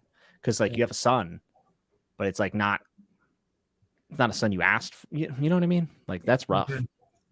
And it's flipped. It's usually the other way around. That scene is strange. Is Minandor? Is she giant? Like when I read it, I'm like, it's like she picks him up, and I don't know. It was a very strange scene because it's in a dream too, and I don't know. So she's soul taken. Elaine. Yeah, she's a dragon too. Yeah, yeah. But Jimmy, one thing I would say about that is, you can count on Erikson to deal with the repercussions of things like that. And not necessarily in this book, but in the series. That is one thing I'd like to say about that particular trauma. And it's not something he just leaves, he will return to that. And I think that often when he does that return, first of all, it's very important to talk about the repercussions of things like that. And as an author, he does that consistently. But also, I think it gives a certain amount of catharsis later on. So that's all I want to say about that. Yeah. Yeah, and it was so on the nose. I knew it was going to be important. Like Erikson spelled it out. He was very clear about what happened, who was a result of this, and I put like 300 lines under it because I was like, this is going to matter. He doesn't usually just, for lack of a, it's not spoon feeding, but he doesn't usually put on the silver platter, right? Right. So I was like, okay, this is going to be a big deal. And it's also interesting because Manador is the reason why the Eater look at white light as a symbol of evil, being Sister Dawn. So I thought that was a kind of a cool lore note, and why they view it, and probably says a lot about Manador. It's interesting how there's so many cultures in this world, in so many ways, and this is a reflection of the real world too. And one thing that I find interesting is that in many parts of South Asia, in Hindu culture, white, which we regard as a color, like usually when there's a wedding, a woman will wear a white gown as a sort of a symbol of purity or whatever. Over there, white is what you wear when you're in mourning. So it's interesting, and you would wear red. A woman would usually wear red for a wedding. So it's interesting how all these different cultural ways of looking at things. And colors play a big role. Oh yeah, fascinating. Yeah. Among the other bleak things that happen in the section is the war does begin. Yes. Troll. Alan's pumped to watch. I'm so excited. Watch the murder. Troll sees the first Leathery murdered in this war being a child, and Troll seems so peaceful, and he doesn't belong here. Like, he doesn't feel like he fits in at all. And at this point, the book's getting pretty bleak. It's getting pretty bleak, and you see the cost of this war is going to be more than just who controls, where fishing is allowed. A couple elites decided, and people who do these things, they decide that it's worth kids dying over. But Jimmy, there's an interesting point here, which is, if you think back, Fear is the war leader and the weapon master. Yeah, but mind killer. Everyone else makes reference to Troll being exceptional with the spear. Yes. But because we're tied into his perspective, he's always undercutting his own abilities. But we still had that moment coming back out of the ice wastes where Troll, outnumbered on his own, just takes out everyone and stumbles on and manages. And you just go, he is a phenomenal warrior. Yeah. And there's a really interesting contrast that is made here, because there's a huge difference between being a warrior or a hunter and being a soldier in a war. Yes. Yeah. And that is what I think we start to see with the Eater advance. They raided other tribes. They had tribal warfare. They had all of these sorts of things that they did. They thought of that and they called it war. But what we see unfold is something so much closer to the devastation of World War I, World War II, modern, mechanized, with magic standing in for the mechanization of warfare. And it's such a startling transition, and you can see why Troll is suddenly so out of place. Someone who is a master with a spear, someone who has all of this martial prowess, but is now in a situation where this isn't tribal bickering. This isn't your typical hunt. Yeah. This is a mass extermination. Right. And that like what AP was saying about the magic standing in for the technology, that's what I was going to reference. Like the advance of the Eater, and then the Leathery, fighting wars like they've always fought. Like, this is what we do. This is how we win. And they are just getting like mowed down. Like, they have no idea what is coming. And neither really does anyone but Han and Mosaic. Like, no one really knows what is powering the Eater. And so the chaos magic, right? Because it's chaos, like flooding off of the Eater mages, that it just passes over and things are just vaporized. It is not technology or magic the way that the Leathery understand it as. Like, they do not understand magic being used in this way, because it's not pulling from the Warrens. It's pulling from the space between the Warrens, right? The chaos. Right. And it just, what is the last one? The Battle of, is it Brand's Keep? Is that the last one? where It's one of them. Yeah. where it Yeah. just where even Rulad is like Rulad, who's being controlled by the sword.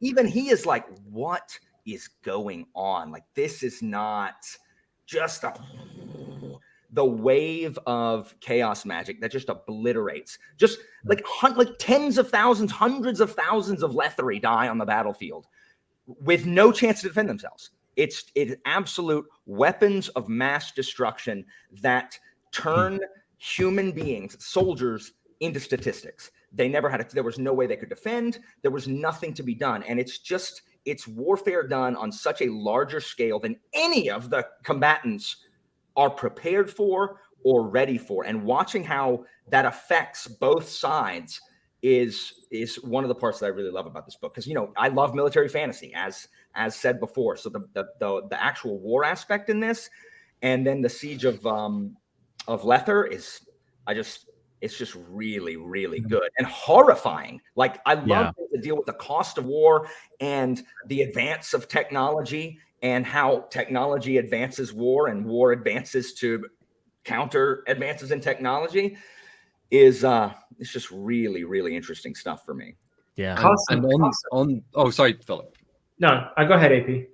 Well, I was going to say, and on that point that Alan just raised, there's two really important sort of very explicit metaphors that we see, because one is in that unleashing of the magic, this storm of bones that rains down. Yeah. So you clearly get that death aspect to all of this, but even more is the twisting of the mages, the christeners. Yes. And through channeling this awful power, we see the toll it takes on them literally. So it is the monstrosity that they are committing is made visible and manifest in their own flesh. Just in case you were missing the point of the horror of this. So in other words, two very explicit things being mentioned. So in other words, what you're having here is a metaphor for what this does to us morally, I think. Yeah. This war can turn people into twisted things, twisted creatures. Yeah, well, I mean, this is it. One reason we love Troll is because he sees this in a more clear-eyed way than anyone. He understands the horror of war before before others get horrified by it. He knows that this is wrong and he questions it. And this is something we see time and time again in human history, where it's the people who say, wait a minute, why are we invading this country? What are we doing over there? Yeah. They're labeled, you're not patriotic, you're a traitor. This is what happens to Troll. Mm-hmm. And I think that that's a very, very powerful message. Yeah. And that's why one of my favorite moments that is so hard for me is Troll. All he has to do is not stab Kuru Khan. That's all he has to do. He just has to not kill Kuru Khan, and it's over. Game over. And it can stop. The madness can stop. And I understand why he does, because family. He's a Sengar. His people, the Eater. But also, let Kuru Khan finish the spell, Troll. Please. I hate that moment so much because I love Troll and I understand it. But at the same time, I'm like, Troll, do you understand the havoc that you are unleashing by doing what you are doing? And I am so conflicted at that moment because just let him finish the spell. Let him finish the spell. We don't have to deal with this anymore. I mean, that kind of raw emotion is just it shows you what kind of story it is, right? It's fantastic. I actually wanted to point this out here, that Reading Rainbow brought up. He said, one thing I noticed more on a second read was the random bridge mechanism, the TIDES, right? TIDES, across that seems as if it were built by Akarium. Fascinating. Anything that has clockwork is built by Akarium, which is awesome. That's pretty amazing. Moving through part 3, this is where Iron Bars comes in, which part of the Crimson Guard, which one is a great name, as we already covered, but he's also a good dude, and it was good to see someone helping out Saren, because she's in a pretty dark place, like we talked about, possibly committing suicide.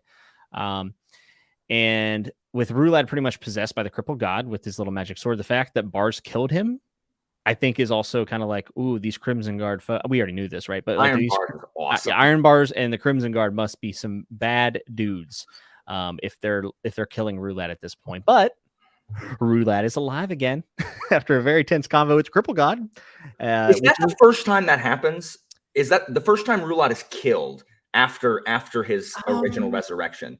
Is that the first time he's killed after the first one? Multiple times, like they talk about how he keeps coming back. I want to say this is the first time it happens explicitly on page. Okay, I didn't know obviously other than his first resurrection. I had forgotten past the first resurrection when if a bunch happened off screen. That's fine.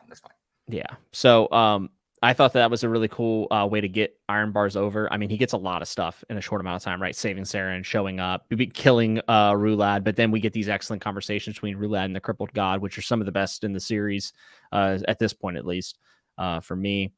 And I said here, I now see why this book is always ranked so high among people's like lists. Like I feel like this one's consistently at the top. And it's because the battles are intense. And the writing seems to be better than ever before, and everything's just hitting me in the face as hard as possible. And I think, obviously, the stuff we've talked about kind of permits the fact that it would hit someone hard. And then we have some Tahol and Bug stuff, but we already covered that. So we make our way into the final part 4, which, man, I'll tell you what, it's hard to top the ending of. Actually, House of Chains, I had a great ending, but I thought Memories of Ice was also excellent. But part 4 of this is probably my favorite ending part of a book in the first 5 because some things go down. And I think it's also because, like, I don't know about you guys, but like I felt like Midnight Tides from top to bottom had the best cast. Like I really thought they were the best characters. I love the Sengar brothers and Briss and Tahol and Bug and Not Hull and not Hull. Not Hull. Hull is such a drag. Like he's just so dreary and glum like the whole time. And you know what? The book's glum enough. We don't need Hull's assistance. He's just so glum. And then he just gets killed. Like Hull, you suck. You don't even do anything. Just gets beaten up by Baruch's guards. Stab him. Don't they? It's Baruch's guards to stab him, right? I think so, but I can't remember. I think it is. Also, a big part of part 4 here is also the fact that we get some explanation about the Warrens finally. Oh yeah, the holds and stuff. That's a great scene when the Warrens are. Corlo explains them. Yes, to Theron Pettick, and this is a cool scene because it's not. It's obviously not what people refer to as info dumping because it actually serves the scene so well because there's this very poignant thing going on with Saren Pettick and she is trying to heal and he is trying to help her heal. And the explanation of the Warrens is worked into her healing. And I just think it's so cool how I'm getting, I'm excited because I'm getting, this is really interesting information about the Warrens, but I'm also completely engaged in the scene because I love these characters and I feel so much for Saren Pettick, who is, for me, one of the show stealers actually in Midnight Tides. Her thread is actually, when I think back on the book and I think about the moments that affect me deeply, hers are among the top 5, I would say. 3 of them are probably her. So I love how that's worked in there. Yeah. And you know, it's described as a river, which is also interesting considering that she tried to throw herself into a river to end her life. I mean, there's a lot of stuff that thematically fits there. That I was just happy to get some explanation at all about Warrens, to be honest with you. Like I've just been sitting here this whole time not really understanding what it was, but just kind of nodding my head, you know, and to finally get any explanation. It could have been an info dump. He could have taken a break and just listed things in bullet points. I would have been fine with it, to be honest. But this is actually an interesting point, just to wander off book specific stuff into fantasy generic stuff. Yeah. But so the trope of info dumping and the well Bob speeches, like we see this all the time. A character who doesn't know, and it's, but can you tell me about that thing? Oh, well, Bob, you've just asked about that, so let me take this time to explain it to you. Yeah, and it sticks out like a sore thumb. And that's exactly what Erikson is doing here, except he's not. He's integrated it.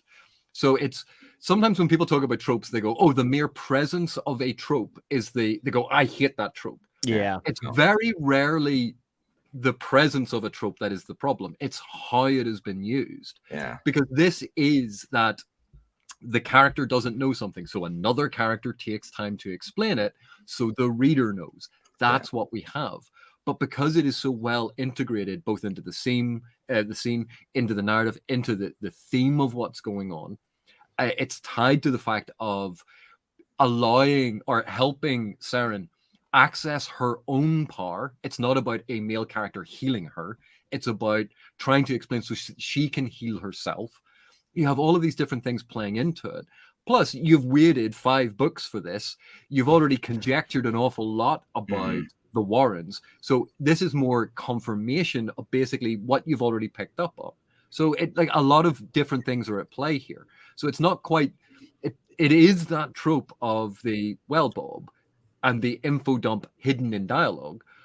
But at the same time, this I think is a really good example of how to do it well, as opposed to what we see like in Hugo Gernsback or a lot of the early SF.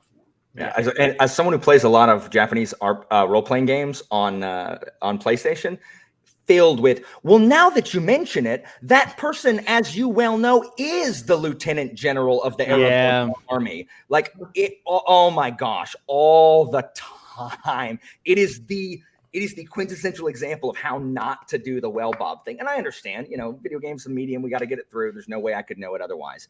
But it is done so well in that scene here in Midnight Tides, as opposed to, as you well know, it's the Midnight Festival of our country that we all live in, so we all clearly know.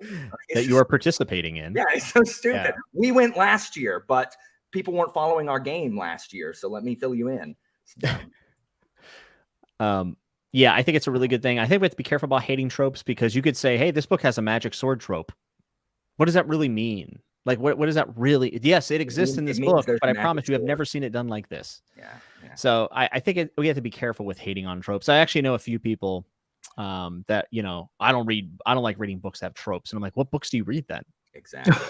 I think I don't like this trope is shorthand for I don't like how this trope is typically handled. Or you're tired of reading stories with those things in it. I mean, which can be fine. That's also true. Like, I don't read a ton of young adult because of the types of things that tend to be in them. I don't tend to like the way love triangles are generally done, or young protagonists, or things like that. But that doesn't mean those are bad in and of themselves. It's just the way they are normally handled is not really what I tend to gravitate towards. This does not mean that there's a love triangle in some Daniel Abraham's books that I think is amazingly done. But so that's, it just depends on how it's done. But there is a way that tropes, that's why everyone uses the word trope, is because we really just mean, when most people are saying it, it's just like this, it's like almost like cliche, if you will. Like, this is the way this is most commonly handled, and I don't particularly enjoy the way that this is most commonly done, type thing. And that's really long. So we just say, I don't like that trope. It's true. One trope I am tired of, and we'll move on. I'm watching the show Invasion on Apple TV Plus, and it's like an alien invasion, first contact kind of thing. And every single one of these movies or TV shows that Hollywood makes, there's always a marital problem.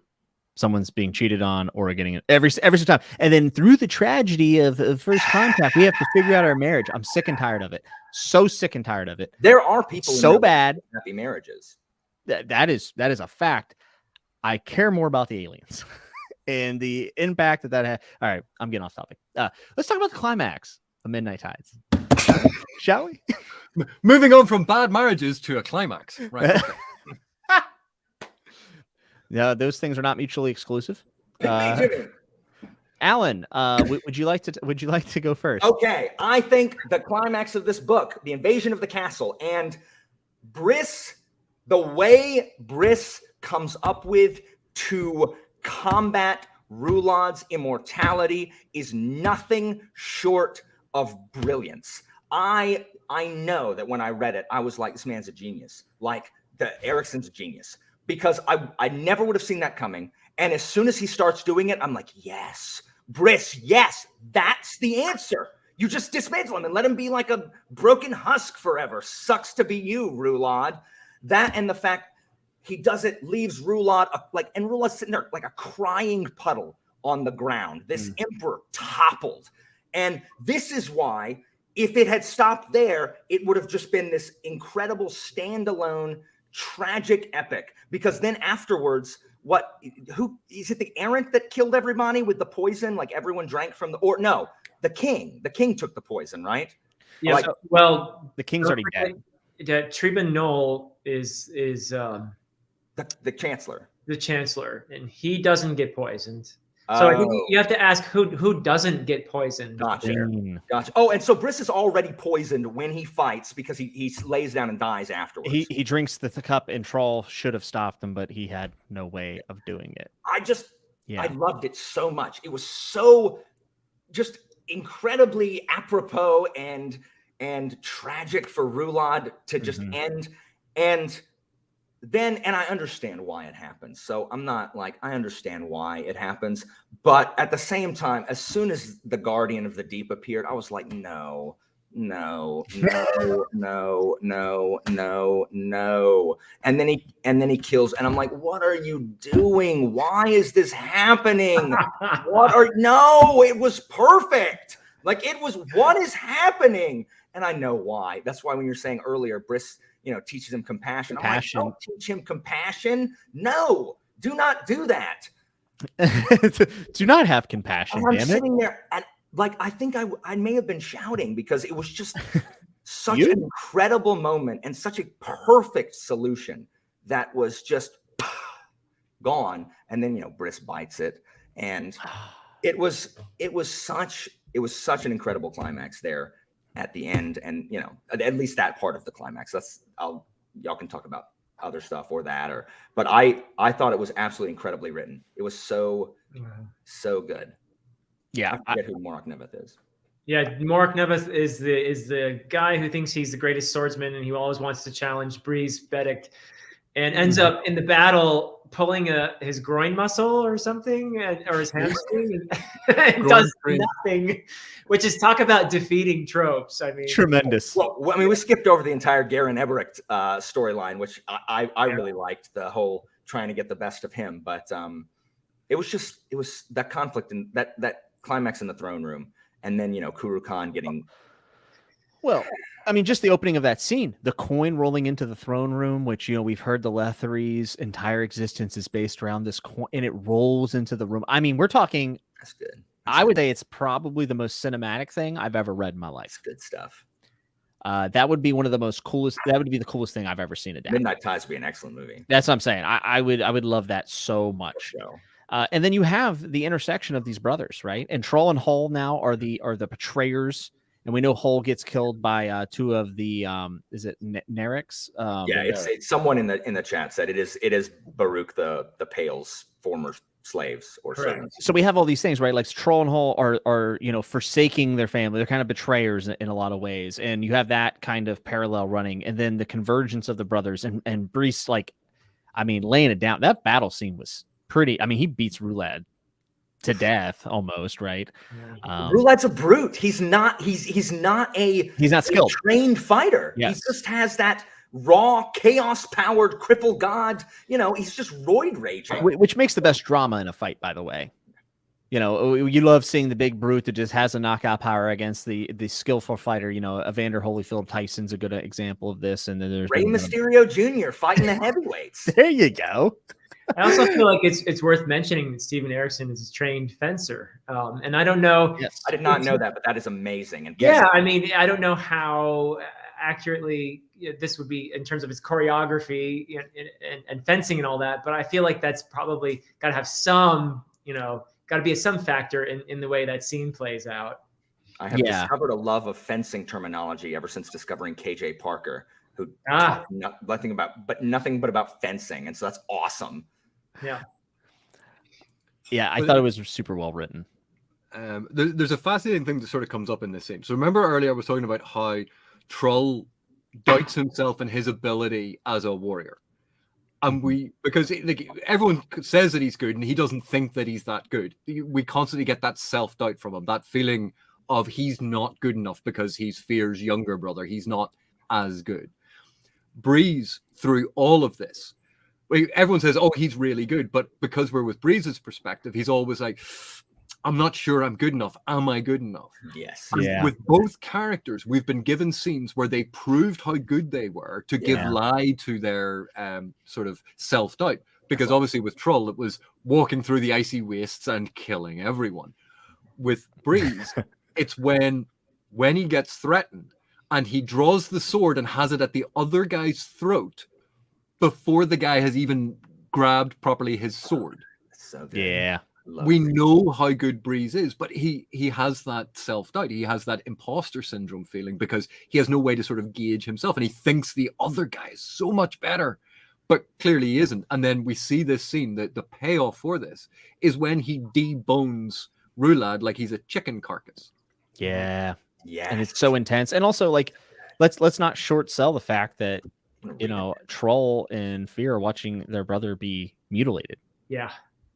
This is a tough scene, actually. You know, it's cool from the perspective of the choreography of the sword fight and everything, but it's also deeply tragic. And we talked about this a bit earlier, how we all feel a bit for Rulad, in spite of the fact that he is, yes, some of this is his own fault. Absolutely. I mean, he was overreaching at many points, but it's hard to blame him because he was naive. He was trying to be one of the men, you know, he was trying to live up to certain cultural ideals about masculinity and so many other things. So we feel for this guy who's been so sorely abused and exploited here. In this moment, seeing him helpless on the floor, unable even to move, and pleading to his family who are there and cannot.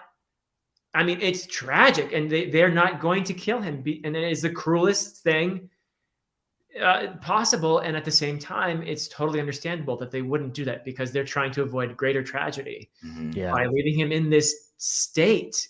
He's their younger brother. He's their baby brother. And they walk away. So it's just like, wow, this scene is just, it's so tragic. That might be the most like traumatic scene when I read it, and especially when I reread it and knew it was coming. Well, it felt like it also just crescendoed really well. I mean, a tragedy after tragedy. I mean, this is a very bleak book with some amazing humor, but the tragedy does, in my opinion, crescendo perfectly. I think this is as good as a climax as you're going to get in fiction. I really believe that.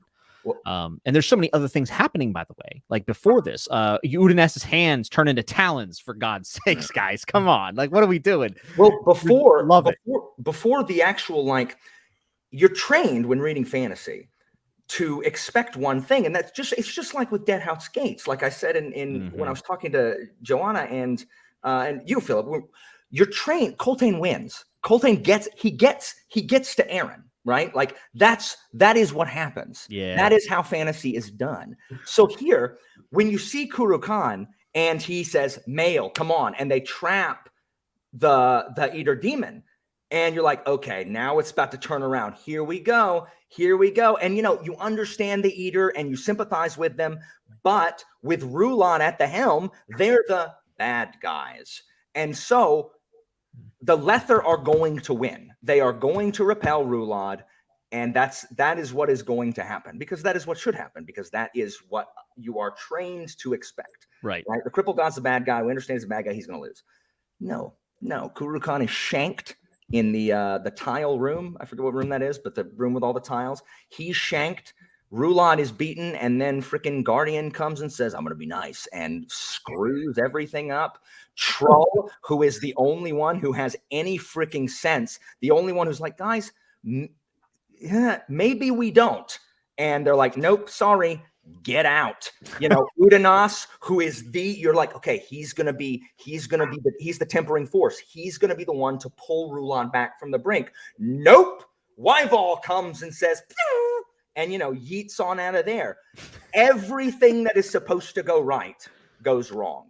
Yeah. Every single thing. And you're just left being thrown for a loop, because it is not what you have been trained to think is going to happen in a story like this. I don't know if that makes any sense. No, but yeah. That's how I felt. It makes sense, but what he does is something better happens, you know? You get other stuff down the line where I said before, there's payoff for all this stuff. Absolutely. But Yeah. it's just like, Yeah. But and all of this, the thing is, all of it is signaled at the start, because at the start you're shown the betrayals, you're shown that this is going to be a tragedy, you're Yeah. shown that it is not going to end in victory, that it is going to be a loss for all sides, because we know even with Scabandari's betrayal, he's not coming out of it as a winner either. So that prologue, and again, why I like Prolog so much, that prologue has told you from the very beginning how all of this is going to play out. But Alan's exactly right. We're so trained in this expectation of not reading tragedies. Tragedies are not the common narrative form in modern fantasy. They just aren't. And so when we're confronted with it, and you're not expecting a Greek or a Shakespearean tragedy, this is almost a Jacobean tragedy. This is Webster. Yeah. This is like the Duchess of Malfi, where spoilers, if you know anything about Jacobean tragedy, it's like Reservoir Dogs, but set just after Shakespeare's time. Sounds interesting. But this, if you understand tragedy, you can see all of these things building up to this. You know it's going to work out this way. The family being torn apart, the gods interfering to create these, Oedipus ripping out his eyes. You know, we know it's coming. Yeah. And it's absolutely fascinating because he plays with that reader expectation, because in the genre, we don't read tragedy. Yeah. And it is a tragic book with fantasy elements rather than the reverse of that, which reading that makes a whole lot of sense, and why this feels so much different. And in this book, more than any of the other ones that I'd read up to this point, like so much, this is the tragic book, because so much of what you expect is just completely like, nope, suck it. Yeah. Although I think we've experienced some tragedy before, like Memories of Ice, you know. That's definitely true. Certainly. I think this is a very encapsulated story. Like, I think this book, I know it's not a standalone, and it's a tale of Malazan Book of the Fallen, and I love that all of the books kind of feel that way. But like this one specific, like how Alan said earlier, like it would make a great movie. I think if you like rounded the edges to make it a little bit more encapsulated, like you could adapt this to be a movie, and it would do very well. It would do very, very well. It's also so cool how every book up to this point has been different structurally. Yes. And how we've gone in the first 4 books back and forth between Genebacchus and Seven Cities. Right. And then we end up here in the Leather Continent, and there's a totally different narrative structure to this, which I was talking about in the beginning when I was talking about how you have the comedic with Hull and Bug and all that, and then you have the tragic side, and they gradually converge. And he hasn't done anything like this before in the series, where he's done it in this very deliberate manner. And he brings it all together in that convergence, which is just so powerful and well done. And not, by the way, I think a very easy thing to pull off. So it's not. Cool structure. And AP is the expert on structure, but I just think it's so neat how each of these books delivers a different narrative structure. Yeah. Eric in the chat is saying by book 5, I should know better about the expectation. But some things in the first 4 go the way I expect them to. Some of them do. Nothing does in Midnight Tides. Every single thread that should have ended in victory ended in horrific defeat. And guys, like, you're literally wanting to make me drop what I'm doing and reread Midnight Tides for a 4th time. Dude, it's so good, guys. Like, I can't. Like, God is Not Willing is coming. I got to read, but I want to read Midnight Tides again. I got to stop talking about this book. You're gonna love the God's Not Willing, Alan. Wait till we talk about the Bone Hunters. You're gonna be freaking out. I literally, after we talk Bone Hunters, I literally may go back and read chapter 7 just because it's just so good. It is that good. Yeah. But and this is a weird thing. I appreciate what you're saying. And Alan, I know that because you've read it, you know all of the setup. But if you just presented chapter 7 to someone and say, read that, it wouldn't have anywhere close to the same emotional impact, and it wouldn't have the same resonance because it's out of context. And it's like we were saying with the chain of dogs in Dead House Gates. If you hadn't been dragged down, if you hadn't been following the whole way, if you hadn't felt that oppressive being beaten down by it across that whole journey, what happens at the end doesn't have the same Completely agree. Like people who say, like the people who say that part, like, oh, there's a lot of people who don't like the Chain of Dogs storyline because it's a drag, and I get it. But exactly as you're saying, that journey, that just traumatic, and you do occur, you just see how bad everything is, and everybody's hungry, and the nobles screw them, and all of those battles, and Coltane, the savior figure who just has the confidence to be like, you know what, we're gonna win, and all of that is why he should have won. And then to be stupid, High Lord Pormqual, I'm so glad you got the fate that you so richly deserve. Oh, no.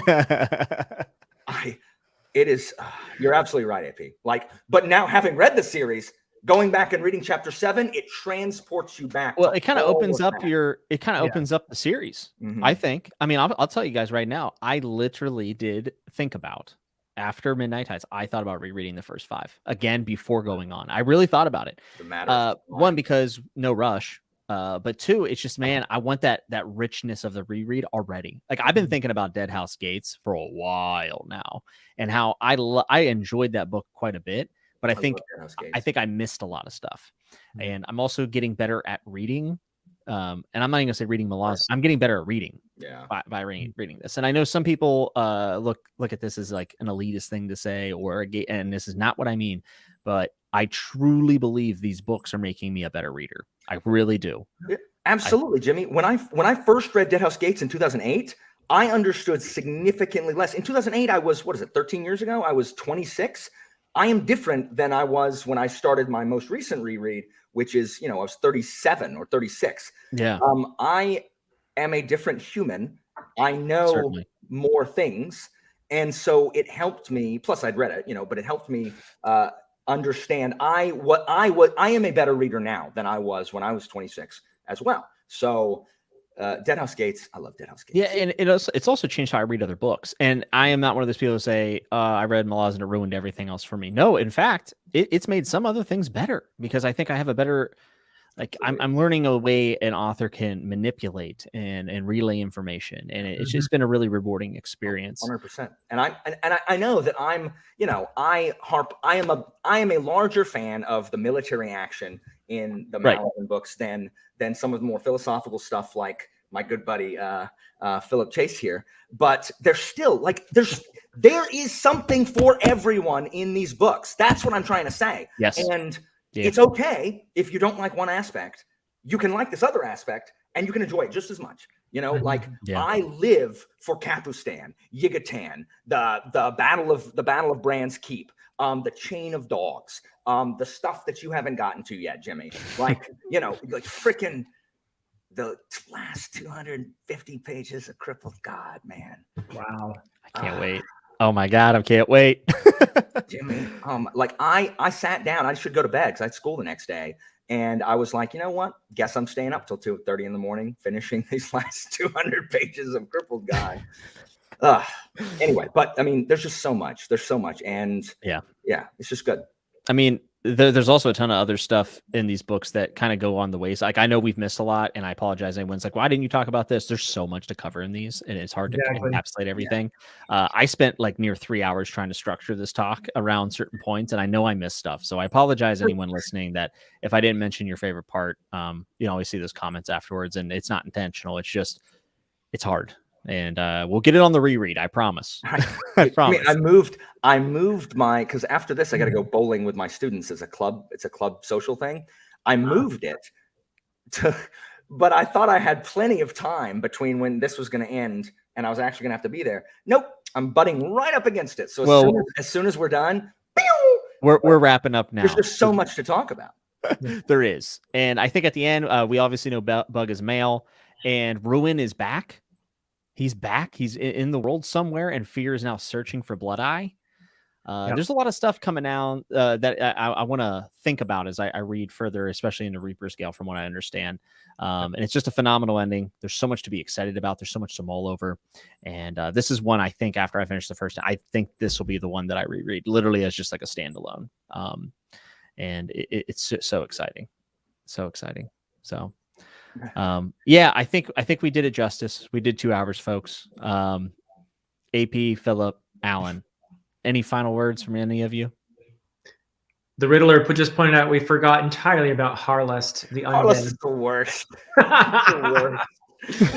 He's that goth kid in the class that, like, you know, files his teeth down because he wants to be a vampire and goes and hangs out in his parents' basement and drinks tomato juice and calls it blood. That's Harlast. I know, but in his defense, he's undead and quite possibly been murdered by his brother. That's To true. be an undead guard for his brother's wealth. That's true. And you go, he's making the best of the situation. If you're going to be undead, lean into it. Go Lean the into whole it. hog. And no one's scared of him. Ah! Was I scary? No, Harlast. Just me. No, you weren't. He is the equivalent of a Malazan equivalent of goth kids on South Park. That's phenomenal. Except that he's. I mean, AP's right. I mean, he might as well lean into the skid if he's already been murdered. Someone said we had the dream team. I mean, if I can get us all back, I would love to do this again. Joanna was also invited today. Unfortunately, Joanna could not make it. So, Joanna, you were missed. Super upset she couldn't watch it live because she's at a party. She says she's going to sneak into like a broom closet. She was going to be on. I wanted to have her on, but I think we'll try to make it happen from Bone Hunters. And yeah, I really appreciate it. I know this is long and it's on a Saturday, so thank you guys for coming here and chatting with me and listen to my nonsense and all this. But I look forward to these things, and these are probably my favorite content that we make when it comes to Malazan. And someone has a good background show tune going. It's good. I think it has to be Alan. It's my text noise. Always Alan. It's super loud. All right, everyone.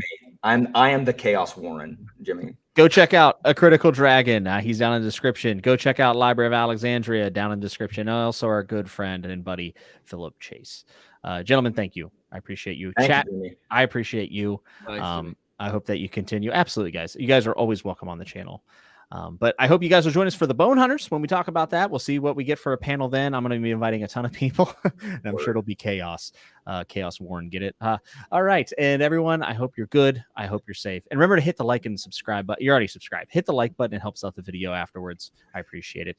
But I hope you're good. I hope you're safe. Until I talk to you next time, remember to always keep turning the page. Keep turning the page.